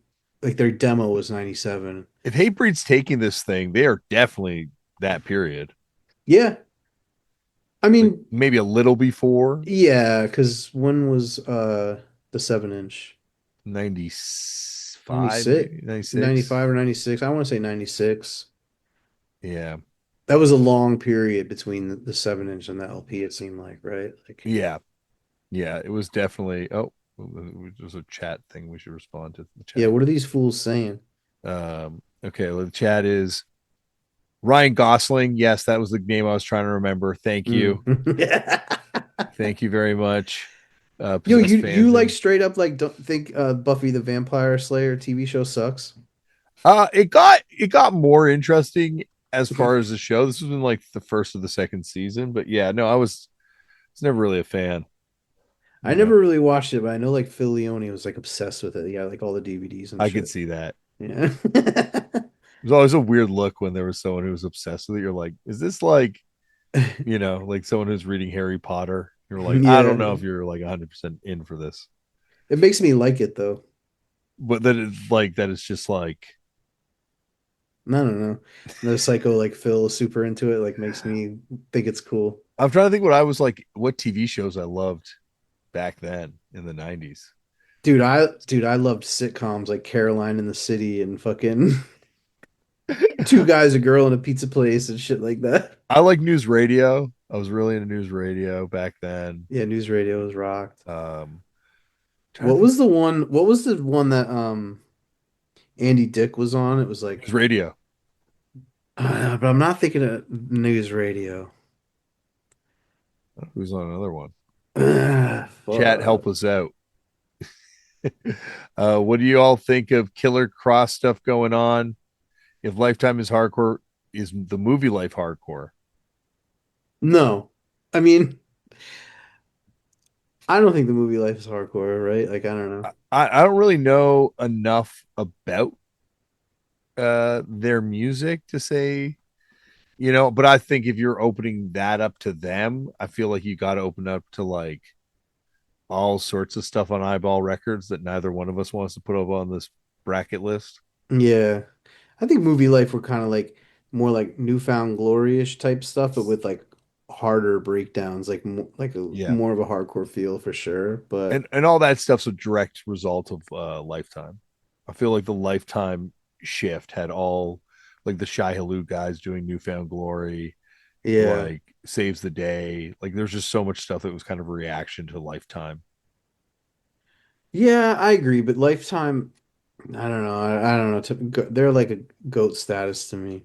I I love them. love I Lifetime. think that Yeah. all these like it's really hard to come up with the greatest band from the '90s because there's so much great stuff in that I period. mean, those last two Lifetime LPs are like masterpieces to me. Like, I don't know about masterpieces, but that's like as good as I don't know. I can't imagine making like two LPs that good, right? Back to back. Uh, but they never really kind of experienced it like as those records became legendary. Like, they broke up basically before New Jersey's Best Dancers even came out, right? Yeah. Yeah. So like yeah, like I don't know. I remember seeing them around Hello Bastards up here, and it was incredible, but Hmm. it certainly wasn't like when Crudos played up here or His Hero's Gone. Yeah, I know what you mean. Um, we got to play with them a couple shows, and me and Alex always talk about that's the band we want to play with again for sure, if possible. Man, we could go on for this forever. We can definitely ramble on this. Wait, so did you have a pop culture topic to bring up?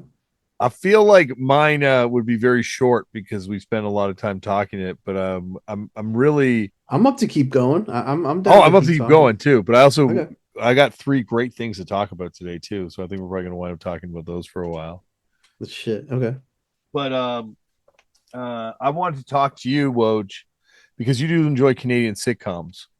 about Can Rock, because this today on the show I got Mo Berg, Hmm. who played an incredible punk power pop band back in the day called Modern Minds. They put out a single in '81. I think I got the single.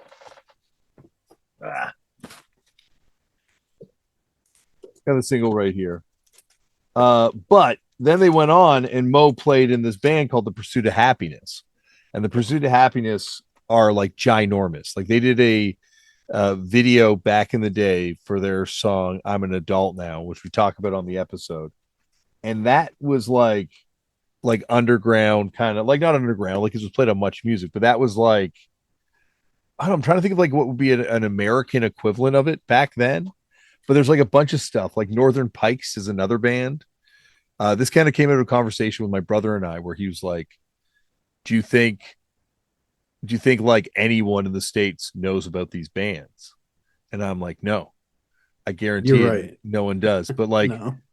Northern Pikes, Pursuit of Happiness, 5440, and 5440 did this song called "Every Time I Look at You, I Go Blind," and that got covered by Hootie and the Blowfish and became a hit in America Hmm. for Hootie and the Blowfish. Damn, that was a cover. That was a cover of 5440, and 5440 were on Mu Ma Do La Records. I'm fucking up the name, but that's like the Vancouver art label that put out the first two albums of them before they signed to Reprise. All these bands had massive careers in Canada. I imagine would have done some US touring, but short of a couple bands getting Buzzbin videos, I think this whole era of Canadian music is just like doesn't register at all. Like I think DOA and those types of bands are more popular in America than these bands, even though they were much more commercial. It's so weird, man. Yeah. I'm going to send you some stuff because Yeah. I'd love to hear what you think of it because these were like, yeah, like radio rock staples. I guess at the same time, like REM would have been in America. And I'm trying to think of like other bands that would have been played. Is this Husker like Du college rock? replacements. I guess it would have been college rock, Hmm. but it almost crossed over more to kind of like mainstream rock. Blue Rodeo is another band from up here. They started out as this band, the Hi-Fis, a power pop band, and then they became much more kind of like Roots.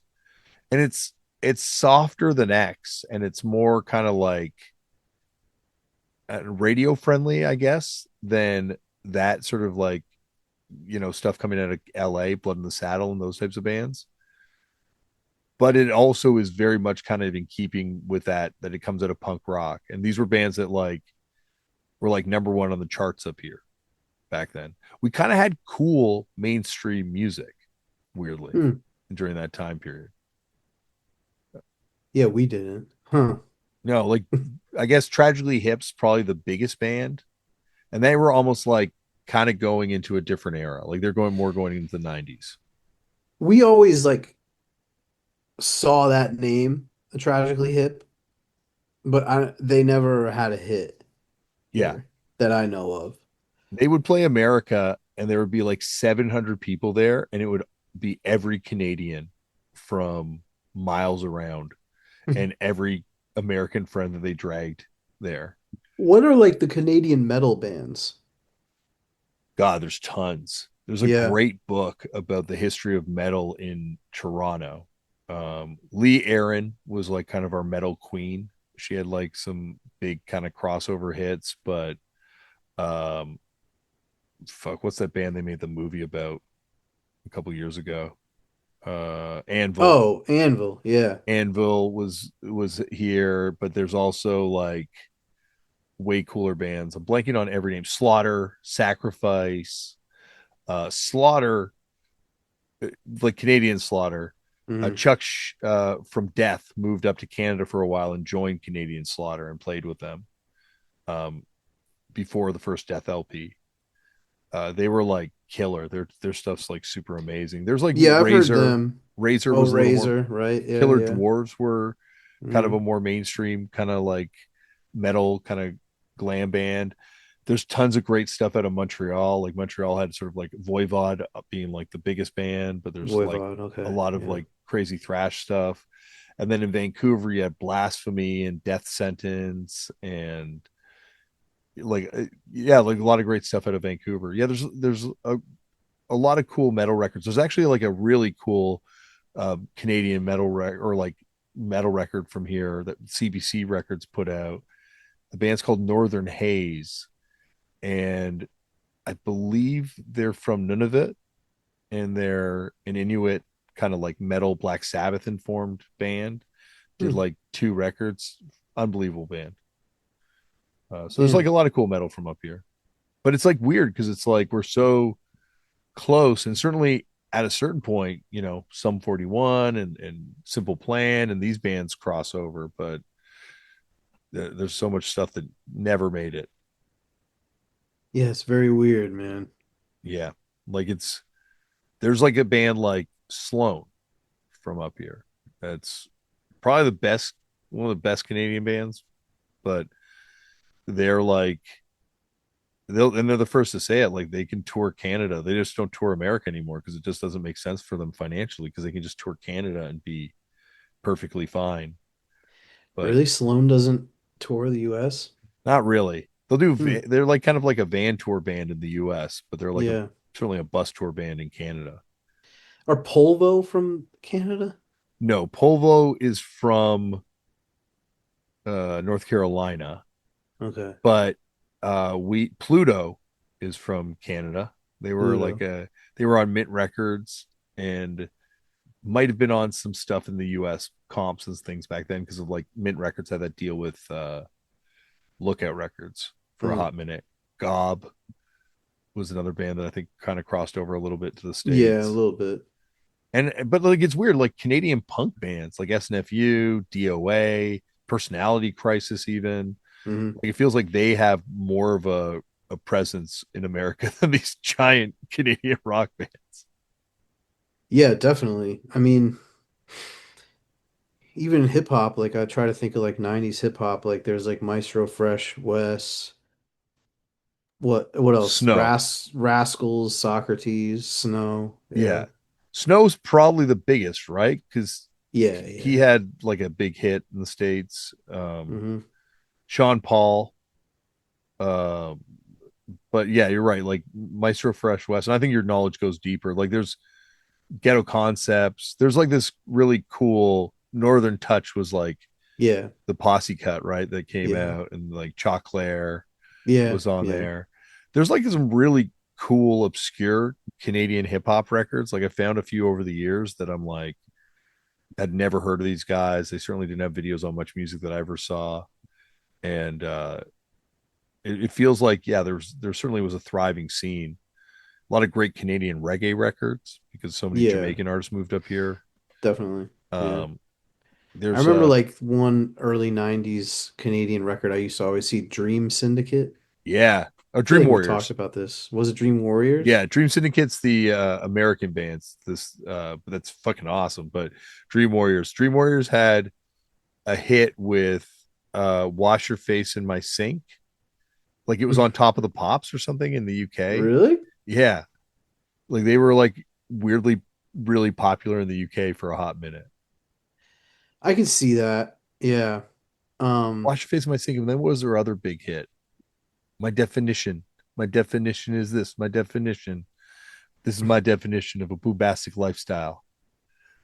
yeah, they never had anything breakthrough in the States, but I used to always see their ads in hip hop magazines in the early 90s. So Did you ever hear that Maestro Fresh Wes 45 King record that he did? I think that might be the one that they play on Stretch and Bob. That's probably the one because that's like the really good one that because he had Let Your Backbone Slide, which was a huge hit, the first Hmm. major Canadian rap record, like number one hit up here. And then he moved to America and tried to, work his way up in the States and did two 12 inches, I think, in the US. And they're both pretty expensive, but unbelievable. Yeah, I'm not sure which one it is they always played on Stretch and Bob. I feel like it was 94, 95. That makes sense. I don't know. He and I were supposed to be on a rap song together. Like I rapped on the song one time. Oh, really? Yeah, it was supposed to be like because like this guy rapper up here, Decisive, had us both rap on a song together. I don't think it ever came out. Did you Mercifully for come me. like Fury 5 second and none one at all hip It hop was remix it style? was definitely like really someone trying to find their flow and not really finding it on my end. So might be why it never came out. Hit the cutting room floor. Yeah. But I'm gonna make you a playlist and maybe I should find a way to share it with everybody because I feel like there's like a lot of can rock anthems that, this is music that's perfect for the cottage. Is Matthew Sweet from Canada? No, he's from the Okay. States. He All was right. in a band. What was his band in the States? Buzz of Delight, I believe it might have been called. I don't know. I I have a don't know. Christmas record they put out way back when. No, Canada, like Trouble Charger. Did Trouble Charger have a hit? American Psycho. I know the name. I don't remember any songs from Okay. them. Yeah, like Hayden was another guy. I think you'd love Hayden. Yeah. Yeah. Okay. Yeah, there's like a they call it the can rock renaissance. And it was like this period in like the mid 90s, post Nirvana, where I guess Canada was searching for its Nirvana Mm, and never found anything kind of like close to it really in that way, but certainly a lot of weird and interesting bands got signed in the wake by the Canadian music industry. Doughboys. I feel like Doughboys getting signed was kind of a result of the Nirvana thing a little bit. Doughboys. Yeah, they're a band that I discovered recently, Got some from hits. you. Yeah, they're fucking good, man. We got some hits. They're dope. I'll make you a playlist. Cuties too. They definitely had a look. Have you ever Yeah. did I ever send you the video of them playing in Jamaica? I don't think Oh my so. god, it's one of the funniest videos ever. Did they have their dreads? Yeah, it's like John still has his dreads. John Whoa. Kastner. Yeah, he's married to what's her name from Mad Men, Jessica Paré, I believe. Damn. Um, but he lives in LA. But yeah, he still got his dreads. Like when he was on the podcast, he had his dreads. But they're playing this show. They do a cover of Final Solution by Rocket from the Tombs or Perubu. Hmm. And it's just to a bunch of like super disinterested, like frat looking kids that are all sitting on the ground on the beach watching them play. And then John from the band smashes guitar into his amp. It's so awesome. And it was filmed for Much Music as part of their like Much Goes to Jamaica, where they would take a bunch of contest winners down to Jamaica for spring break. Yeah, I was gonna say that's like must be their answer to like MTV Spring Break. Yeah, and it's so good how uninterested these kids are. Uh, Man, MTV and I get and much music like I don't know, we're so cool just because all the weird shit that came out of them. the early years of both of them, I think, are really what should be studied. Like that's what I would love to go back and see it. Where, yeah, Kraut had an MTV hit back Yeah, then because there's just like nothing to play. So, oh yeah, yeah, let's play Kraut. And I feel like up here at Much Music, it kind of lasted a little bit longer, like into the 90s. Like you look at a band like DBS, who are like a bunch of little kids on this punk label from Vancouver that made this cool music video. And the next thing you know, they're on Much Music and they're playing on Much Music, or mm, SNFU would play on Much Music back then. So I don't know, it felt like Much Music was cooler longer, but then eventually Much Music got so bad. Like, and I say this yeah. as someone who worked there during this period. I would say that they there wasn't anything like homegrown like that, like with MTV obviously in the 90s, but I don't know, cool stuff definitely still broke through, like I don't know, like it's crazy, like shudder to think we're a Buzzbin band, you know what I mean? Shit like that. Like there was definitely, Oh, like Danzig and yeah, Rollins and like weird shit like that too. But you're right, Shudder thinks a little cooler than that in some yeah. in a lot of ways. I feel like I feel like with MTV, or maybe it's on Fuse. There's a lot of like lost media stuff that I'd love to see now. Like, remember Pete Wentz had like a talk show and Mm-mm. like had no Asian bands play on it and stuff. Oh yeah, yeah, yeah. Okay. I'd love to Yeah. see that now. I'd also love to see the Fuse reality TV show about the Warp Tour, Wow. Yeah, that'd be crazy. where like Fat Mike is going around just fucking with all the Christian bands. It's like it's embarrassing for all parties involved. It's not a good look. I feel like we might have talked about this before, but there used to be a show on MTV where you would send them your premise. You'd be like, "This is what I do," and they'd send you a video camera, and you tape yourself doing it, and then they edit it together into a segment. Yeah, And like one of them was, "I'm a New York hardcore dude," and the dude would like it had him going to CBGBs.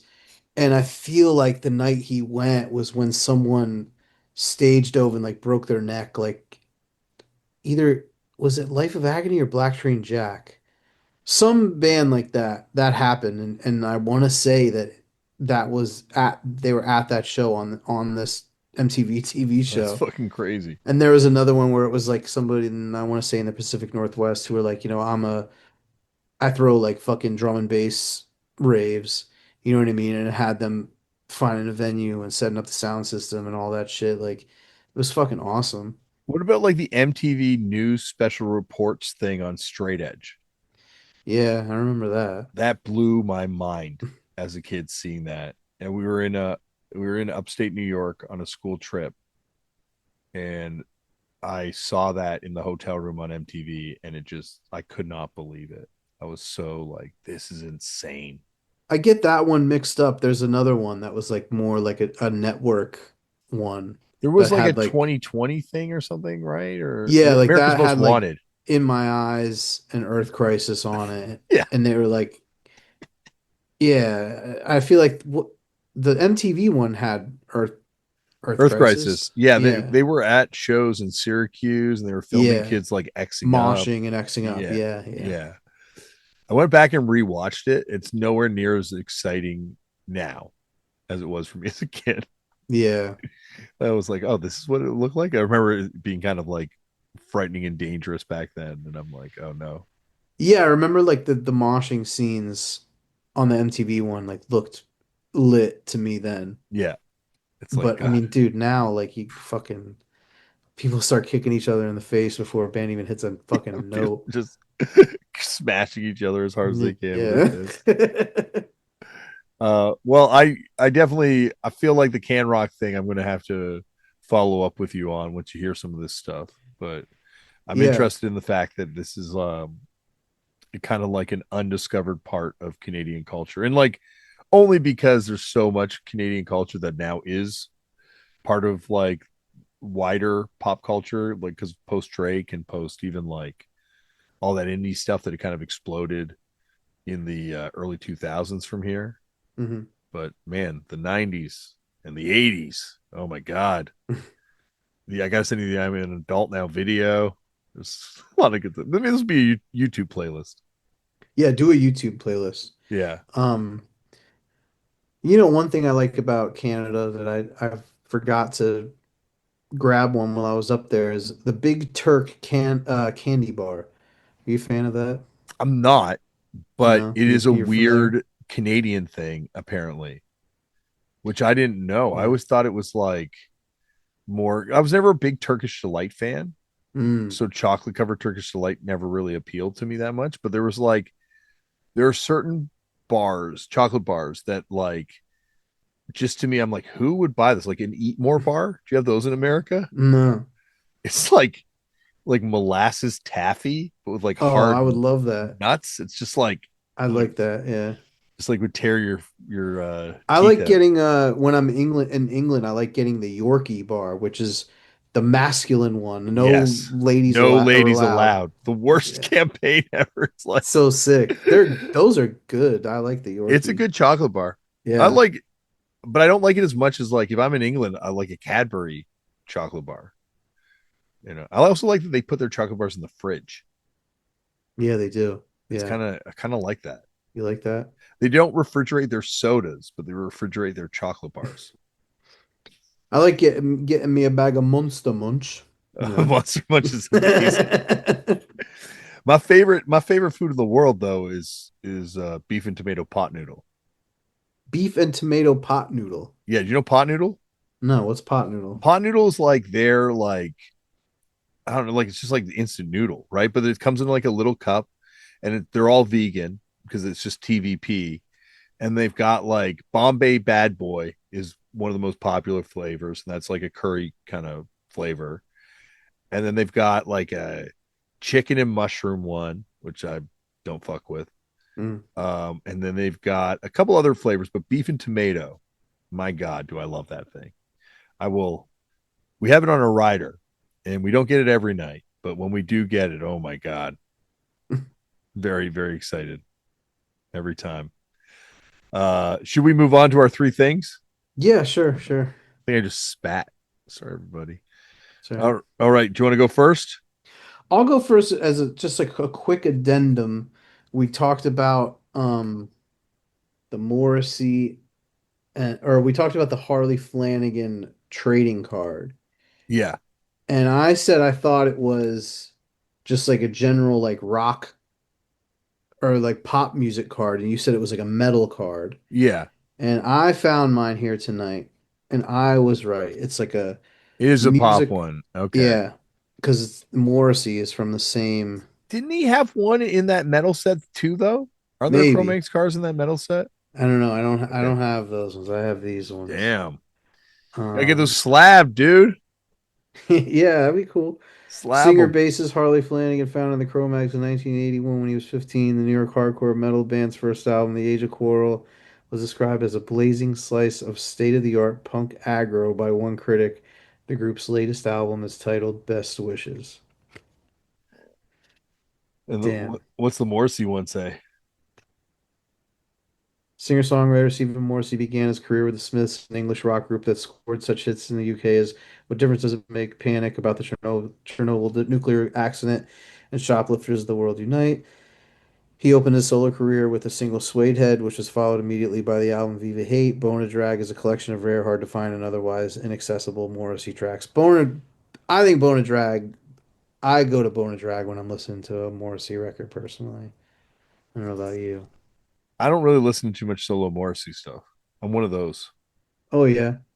Yeah. I don't know why. It's it's been a minute for me. I haven't been on a Morrissey tip for a while, but I could see it coming back.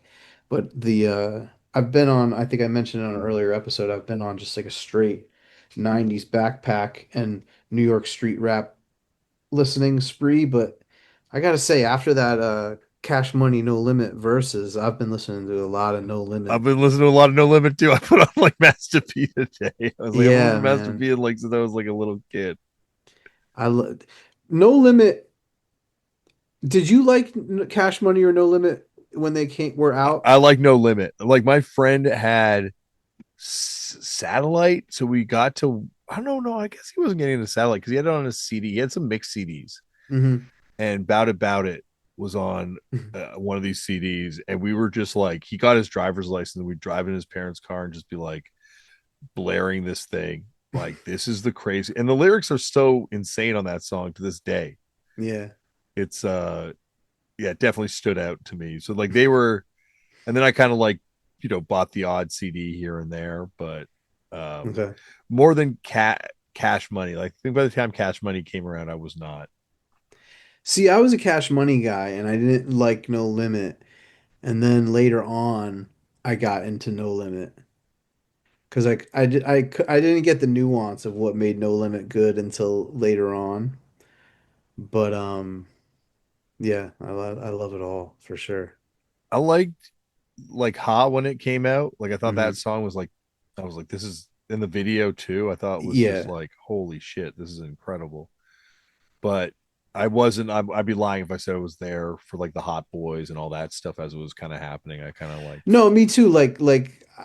I wasn't open to Southern rap. Like I would make fun of it. You know what I mean? Like other than like I thought like 8 Ball and MJG and Outkast were good, but um Yeah, I remember I was like sick at my friend Jeff Kashner's house, and I was like laying on his couch, and we were watching Rap City, and Ha came on, and it was a premiere. They were like, hey, this is the new blah blah blah, and I was like half asleep, and I'm like, I just remember like thinking like, when is he gonna start rapping? I was like, this video is fucking amazing. The beat is hard as fuck, Yeah. but does he start rapping? And I fell asleep, and I woke up the next day, and I couldn't stop thinking about that song, and I just went and bought the tape, and then I just like got super into Cash Money from there, and we would get like a couple No Limit records for like free from like the College Station or something and check those out. But I always thought I always thought No Limit were biting Cash Money.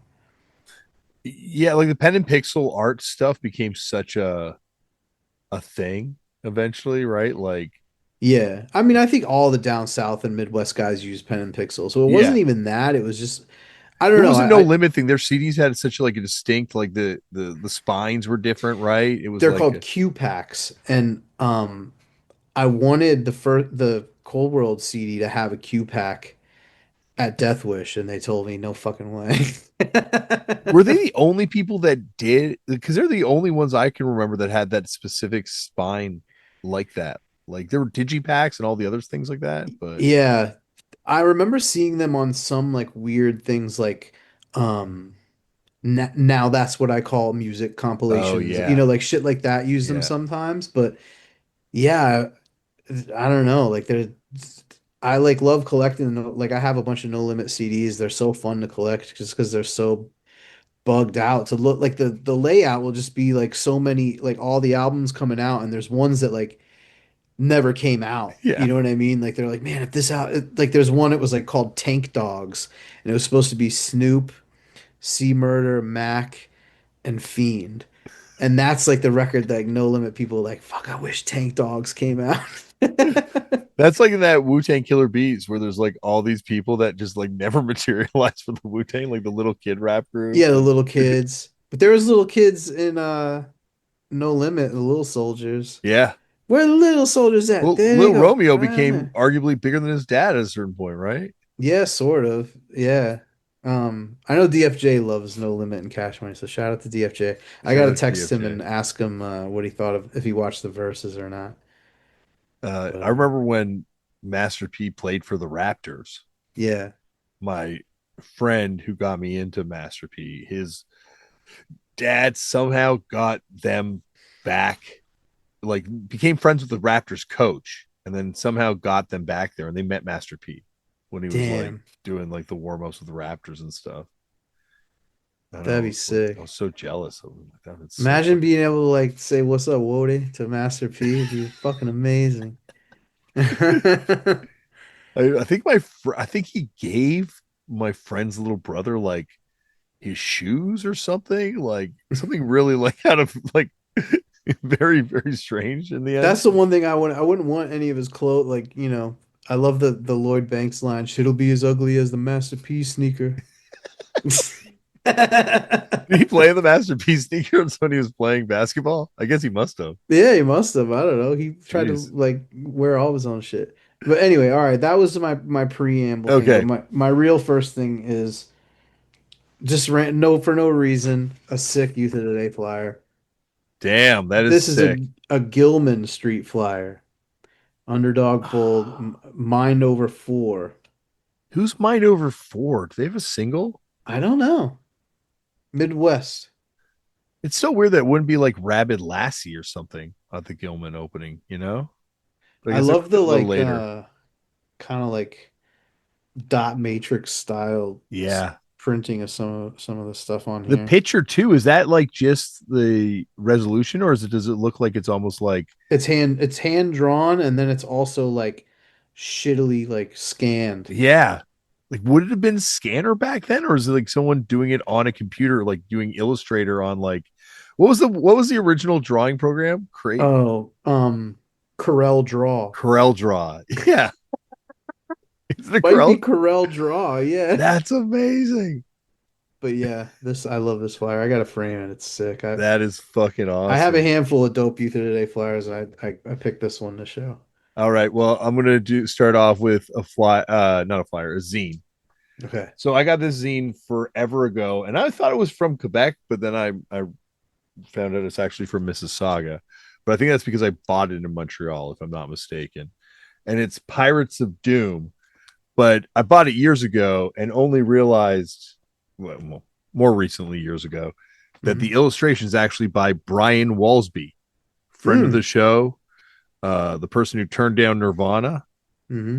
And I love the fact that this is like Brian Walsby still when he was in California before he moved to North Carolina, uh, in communication with these guys doing a zine out of Mississauga and doing the cover for their first issue.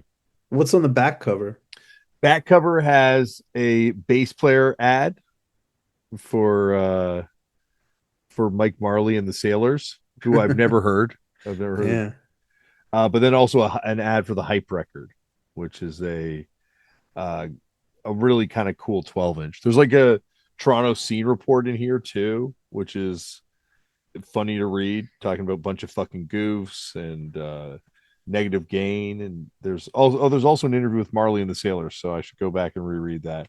There's also, and we talked about John Castor from the Doughboys, an interview with the Asexuals, his first band in Yeah. here. And I believe he's actually being interviewed in the issue as well. Yeah, Very John cool. Kastner. There we go, right there, and more illustrations from Brian Walsby kind of throughout this thing too. Wow. Where'd you pick this zine up? I think in Montreal, like I think it might have been at. I'm trying to remember the name of the record store that I used to always go to there, and they had like a small selection of zines from time to time and flyers. I got some great posters and flyers from there back in Nice. the good old days when people didn't care about paper outside of WFMU and stuff like that. Yeah.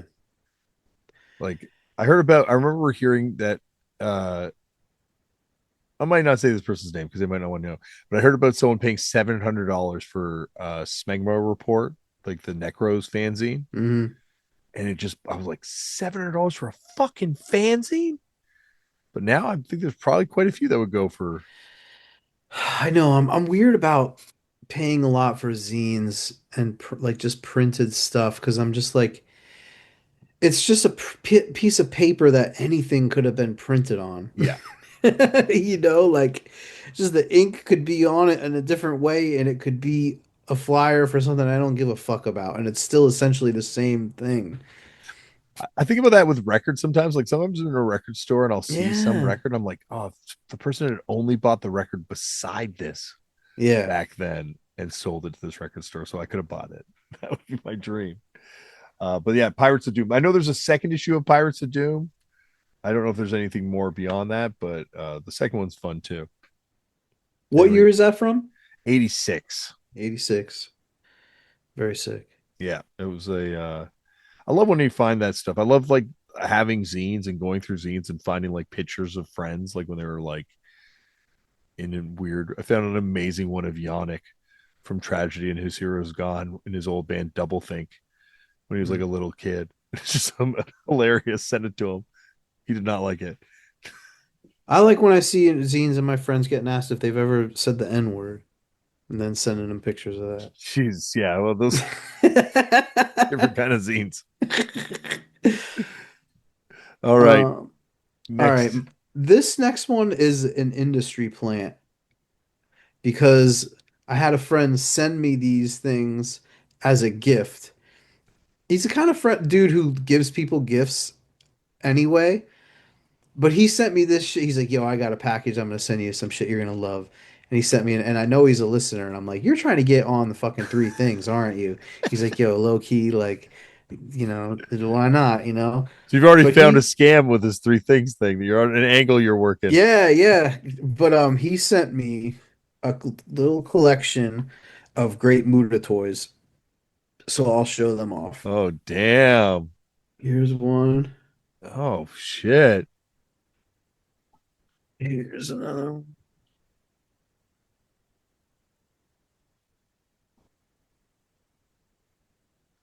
Oh, Here's one where the blister pack is kind of coming off, so I have to hold it right. oh, that's sick. This one's really good. Yeah, that one's really cool. The back is really cool. It's got the helmet on.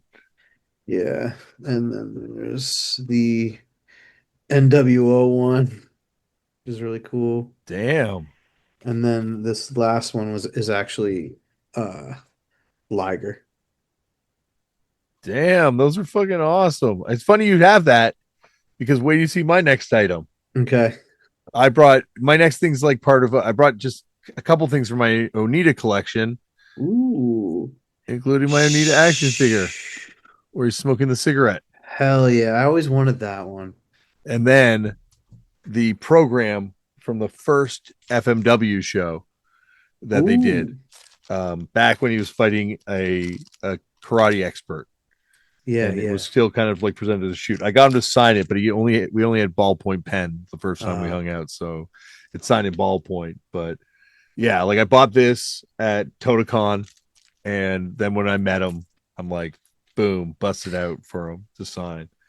He was Amazing. so cool. Like he came in that day, he's wearing a leather jacket, a Supreme sweatshirt, tight ass jeans, giant white ass Nikes, and Wow. it was like the coolest vibe. Definitely had some work done. Yeah, Looked yeah. pretty young, Yeah. but my God, it was a vibe. That's sick. I saw him wrestle in Philly a handful of years ago and he was so fucking good, man. I wish I would have I'm sure that he was doing autographs afterwards and I don't know for some reason I didn't want to do that, but I wish I had.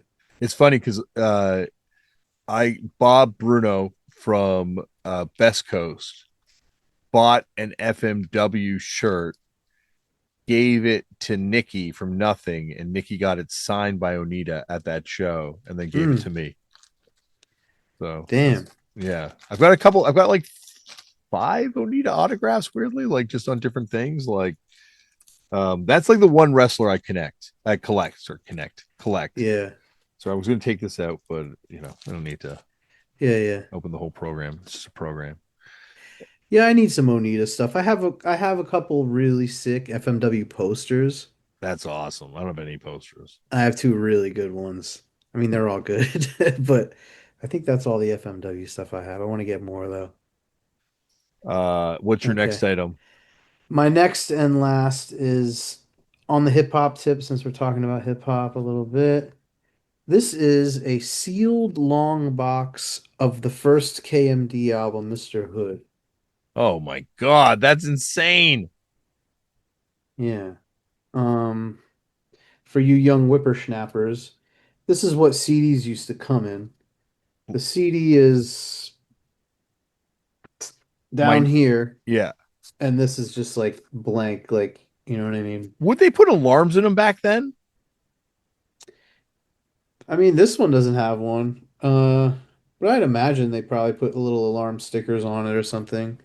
There's this, and then sometimes there'd be like kind of like Buster ones where the CD would be like in like a fake, one that Yeah. just like, or it would be like clear plastic, and the CD would just be up here because you'd like flip through the CDs like this. I have a Um, couple or like literally a couple flipper ones. oh Like really? not like the whole long box, just the front panel type Yeah. thing that I think would slide into those plastic ones. Yeah, I got this, a long time ago. But I think off Discogs way before Doom died, obviously. And I also got, which I never realized until now, is that they have the same sale price with the fucking handwriting on it. They're from this, must be from the same store, but I also a sealed LP of Oh it. damn, that's crazy. Yeah. So sometimes I look out for a sealed cassette of it to complete the trilogy. Yeah. But I love sealed hip hop records, yeah, but I also have like a minty unsealed LP as well for playing, but these are for collecting Hoarding. purposes only. Yeah. Uh I There's my final thing, and I got to get reframed.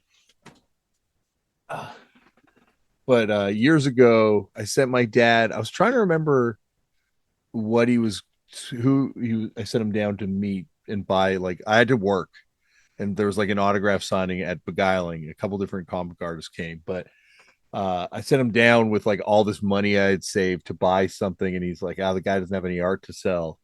And I'm like, "Oh," and he's like, "But this Chris Ware's got some art," and I was like a big Chris Ware fan, Yeah. so I bought this.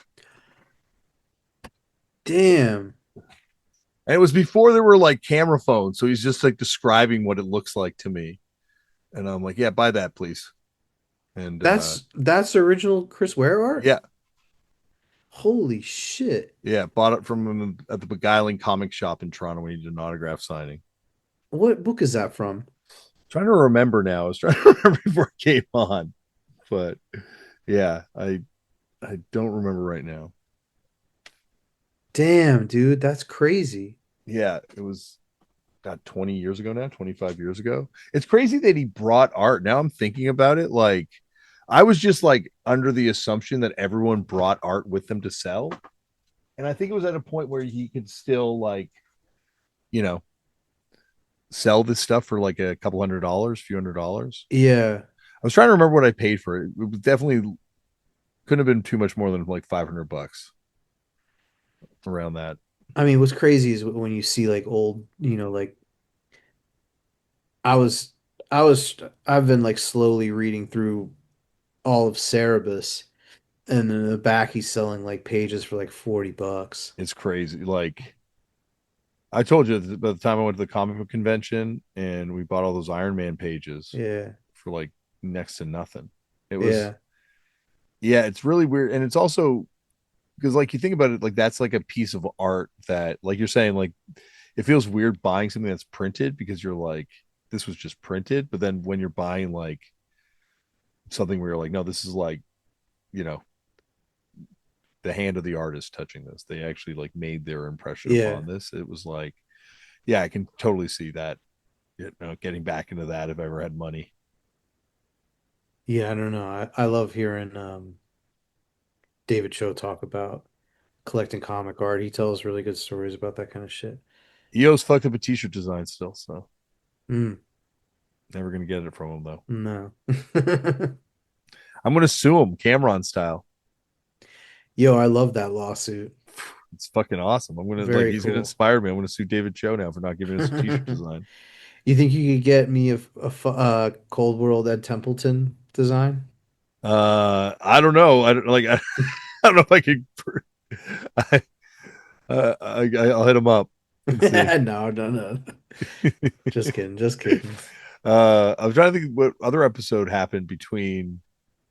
Oh yeah, the guy from Low, Alan from Low. Oh yeah, low. But I real Low listened to that fan. one. I've tried so many times and they never clicked for me. I think they're sick and like obviously like like them and like coding.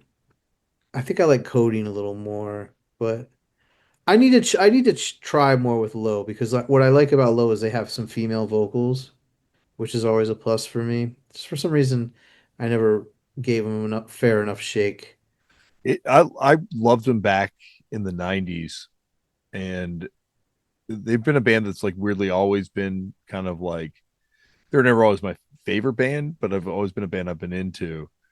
But I watched this documentary about them from 2006. It was a heavy ass Oh documentary. yeah. Holy jeez, yeah. And yeah, like I've always loved talking to people that have different experiences around the same thing. So like his experiences with Utah and punk Hmm. in Utah versus Stefan from the Descendants experiences with punk in Utah. I love that, like the Yeah. contrast and takes on it. Um, but yeah, I can see why the Dawn episode was a little more up your alley. Yeah, no, I like the low episode too though. Don't get me wrong. He just like seemed super cool too. Like Super cool. Like I was like, what's he gonna be like? I'm like, and he's had a really rough couple years, like dealing with the loss of his partner and yeah, bandmate and everything, and just so I was, yeah, I had no idea what to expect, but man, he loved talking about punk. yeah. Like I find that interesting is when people come on the show that I might not think of as being capital B punk, but their publicist keeps hitting Tristan up. And I'm like, I don't know, like, are they? And then they come on the show and they just love it so much and they just like really connect with it. It's always interesting to me. Yeah. Did you see the Jeff Buckley documentary? I have not seen the Jeff Buckley documentary, but I know I've heard the Jeff Buckley Bad Brains cover. Does he cover Bad Brains? I didn't know that. Yeah, there's like a tape of him covering them. Uh, Hmm. Brooke, who was on the show, who's his old roommate, she talked about it in her episode. Oh, because I watched the trailer. I'm gonna watch it this week, but I watched the trailer and they like flash like record covers of like his influences and it shows Bad Brains. So okay. Yeah, you like covered a Bad Brains song. I think you can hear it online somewhere. Like I Hmm. found it I'll look one it up. time. I'll look it up. But yeah, well, we will be talking in a couple weeks. Hmm. I got some cool episodes lined up. I think we'll have there'll be some jumping off points in these upcoming episodes. I promise you. I believe you, and I mean we always have shit to talk about anyway. I mean we'll probably be talking about the blowback from my comments about the bracket. Yeah, well, shout out to Hardlore and thank you for giving us the bracket to talk about because Yeah, I mean, dude, the one thing I told Colin when I was talking to him about it, I was like, dude, it takes balls to put this list out, like shout out, like because people are, like I don't know that I would do it, but also, you know what? Also regarding the Don Devore, before I forget, shout out to Jim Winners, hey, and love Matt Jim Summers, and Matt and Summers. Matt Yeah. Summers, Oh yeah, wait, man, we should probably talk about these comments because the yeah, yeah. comments there were more. Someone said hello, dear, hello. Someone said thanks, guys. Someone said made MTV smashed. The UK gummies, the caterpillar ones are great. Those are all from Straight Edge Jesus. Rad to The both of MTV show those. wasn't called Made; it was something else. This was before Made. And then there's rad on both of those cards. Love it. I don't know what those relationship. That's you got to be checking. I guess we got to be checking this chat as it's coming. Yeah, Tower yeah. Records used to put alarms on the CDs Okay. from Christopher. So, all Yeah, I would right, imagine. everyone. I think that's it. If you want to get in touch with us, Woj, where do they get you? They don't, but yeah, Wojavelli on Instagram and Wojavelli with a zero on SoundCloud. Keep the comments coming, everyone. People also leave comments on random things. Like I'll get comments for this on like random reels that I put up. So direct the comments to this podcast. And thank you for listening. And hit stop on this first.